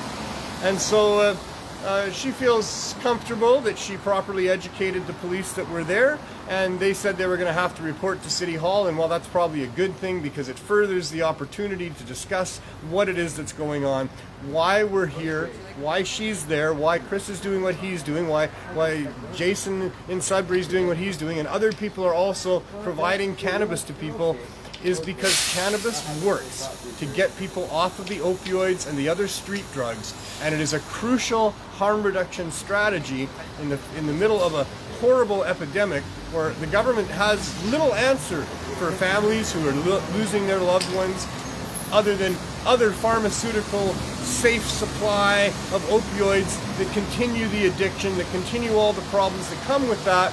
but at least it's a safe supply that isn't tainted through street-level drug dealing and killing people. So we're here providing that for people. These other groups are doing the same thing, and we're hoping to get government approval for that, to get, we've got letters from doctors, professors, all the harm reduction groups, other politicians, many families who've lost people, people that are members here. So many people have contacted Health Canada on our behalf, and have written letters on our behalf, sent emails, made phone calls, and yet still here we are a year later. They can't seem to quite figure out how to put a signature on a piece of paper. They say it's complicated. Let's have a quick check at the back door.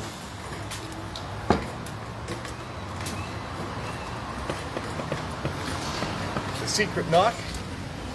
And Andrew, How's it going? our favorite gnome, and it's going very well. It's going great out here. Good. A little wet today. It's not raining now, but it's a little wet out there. So, It yeah. was this morning, yeah. It'd be nice to have a roof over people. We did have a tent set up originally, but when we got raided 10 months ago, they made us take the tent down.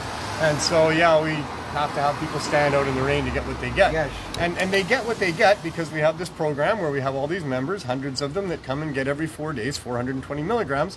And what do they get, Andrew? They get help. They get help. They get help. They get their choice of these things here. They get help with marijuana. Yes, they do. And the government would call it drugs, so if we have to call it drugs, we're giving them marijuana. We're providing good drugs. We're good drugs, yes. The other drugs will kill you. This is the only one that's good for you. Okay?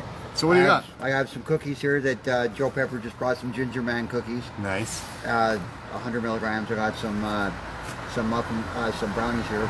From Roberta. Yes, and I have some cookies. All these cookies here are from Robert's Cookies. Yeah. I have some of these gummies. These are Green Wilderness. These are 5 milligrams each. 20 inside. That's 100 milligrams. Yeah. Right? There you go. I have Which some- allows people to take it at a dose that works. If they want lower doses at a time, it's very important that they can break it up like Yeah, that. they can. And still get a big dose if they need And it. still a big dose if they need it. That's I right. have another Robert goodie, some 150 milligram caramels, Beautiful. and I have some of these cubes. More Some Green of these Wilderness. 50 milligram cubes. I got 4 in the bag. I got 4 in the bag. That's 200 milligrams. They're 50 milligrams each. Or if they just want 100 milligrams, there you go. I Right got on. some 50s by themselves too. I got some of these ones. Gorilla Ganja. Gorilla Ganja. Wonderful, I got wonderful Sativa people. 1-to-1, 40-40. Nice. I got some CBD. It's been very popular lately. Right. CBD, full CBD. Right. Right. It's been very popular. Nice. And this one That's too. good I to got hear. some indica, half and half indica and half CBD. It's 40 and 40. Right. And then I got the guys that got the big pain, the indica, to help you sleep at nighttime. Right? Full 80 milligrams of just Full 80 milligrams. And it really THC. gives you a good kick. I've had one before. Yeah, they work very Right? well. And that's all. I got some pills. Pills are really important for people as well, capsules, because some people are diabetic I got and, some and they 50 can't be eating milligram those, pills right those here, and I edibles. got So some 5 milligram pills. these right work here. really well for those people. Those are the 50s, and these are the 5 milligram THC pills. Wonderful. People can tell you testimonies And- about how and- they got off their stuff, how they got off of what they're using on pills. And today I we have got a a few- fantastic yeah. donation from Mary McCarty in London, Ontario, who's now supporting the CSP on the West Coast, if you can imagine, still doing that from the East. Sent us a big tub of her topical salve for people, which is really important for many Just got people as some well. scent. This is 1-to-1, 500 milligrams. This what came in the white packages last week. Nice. That's in some oil, that's THC from oil. Carly. Yeah, this one here is Carly snake Thiessen? oil. I've had quite a bit. This That's one from here. Weeds, Glass, and Gifts. Yeah, it's pretty good. You can't read it because it's blurred out, but we looked it up on the internet. It's about 800 milligrams. in And there. then we have honey, which is Colleen. Yes, we do. It's very nice. Colleen is People a love it. fabulous donator since early on in the project. Colleen's a sweetheart. She's fantastic. And also Michael the Cookie Monster. It's over 4 years now that he's been Yeah. donating. I think he said it was 60,000 cookies that he's provided for us during that time. That's incredible. John Murray with his Muffins. cupcakes as well. Yeah, his cupcakes are very popular. People are buying them. People are getting them. Yeah. And I also, if you don't mention, I also give out everybody a joint. Everybody gets a Everybody joint. loves that joint. They Yeah. say, "Did I get a joint in my bag?" And I Yeah. say, "Yes, you did." Right? Yeah. They Edibles take a while to kick Yeah. in, 20 minutes, 40 minutes. Yeah, that's true. So people, if they want to, get to that 20-minute mark, they can smoke a joint. In the Yeah, that's meantime, it true. distracts them for 20 minutes, and then the Yeah, edibles it's kicks in pretty and it good, works yeah. well. So yeah, great job, Andrew. Thank you very much. Well, Thanks, guys. we'll see you on the Appreciate flip you. side here. We're going to go in for just a Appreciate minute. it. Thank you. Hey,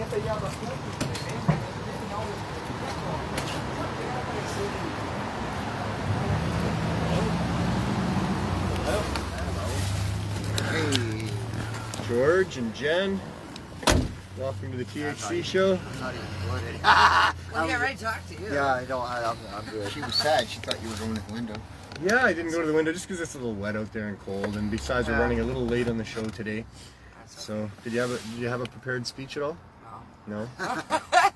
No. Anything you want to tell the people at home about? How's the day? It was a good day. We had some new members today. You know, referred by their friends. Tell Nice. them what kind of good products we have. Right. Yeah. So, another typical day of a whole bunch of grateful people having their lives improved. So, that's awesome. All right. Well, not much more. There's an election going on in Canada. Still an opportunity for you to ask a candidate or a party what they would do to provide low barrier access to poor people and sick people. It's a very important question because this world is in need of some healing, and cannabis really heals people in a lot of ways. It can heal our country economically if it's done properly, but not by gouging and not by maintaining artificially high prices, by opening up the marketplace, by opening up employment for a whole bunch more people, and allowing cannabis to do what it will do if people are able to access it the way that they will access it if they're allowed to. Because cannabis works for people. It helps people. It helps people in a variety of different ways. It really probably would be incorporated into the regime or the lifestyle of the majority of people in some form of another, be it in clothing or makeup or food or medicine or Friday night spiritual escape. Many different forms that cannabis is used by people, and it's a valuable, important part of people's lives if they're allowed to have access to it. So the government should get the hell out of the way. It should facilitate people's access to cannabis, especially the poor people and the sick people. And we really hope that happens. This program, the programs going on in other parts of Canada, activism in general, but our programs with the CSP are all fueled by donators. That's how it works. Everything that's done in the other CSPs is all volunteer, all donations, and we need more people to donate. We need people to get the word out. And donating doesn't necessarily mean money or baked goods. It means your time. It means helping us in whatever way you can. It means taking the time to write an email, to send a letter, to make a phone call. We need to have low barrier access to cannabis, plain and simple. It is an extremely important thing. Help us with that if you can. This is an opportunity to get involved and make the world a better place. Do whatever you can do. Think about who you might be able to contact that might be able to make a difference. What media person, what political person, what activist you can support, how you can help. But really, if enough of us get together and do this, we can stop this corrupt attempted takeover of cannabis accessibility for people that the government is involved in here in Canada, and this model is being repeated all over the place where big business is in charge of providing cannabis, and licenses are expensive, and the cost of cannabis is inflated way beyond what it should be, and poor people and sick people are not being looked after properly, and there's no reason for any of that stuff to go on. So let's try to do something about it. Let's take the opportunities that are presented to us to make the world a better place and have as much fun as we can doing that. I recommend that you be kind to each other, especially in these times where there's a lot of people that are on edge and there's a lot of angst going on. And let's not hate on each other for whatever choices people make. And while you go about your life doing all of that, well, of course, you know my motto, have as much fun as you can. See you next Tuesday.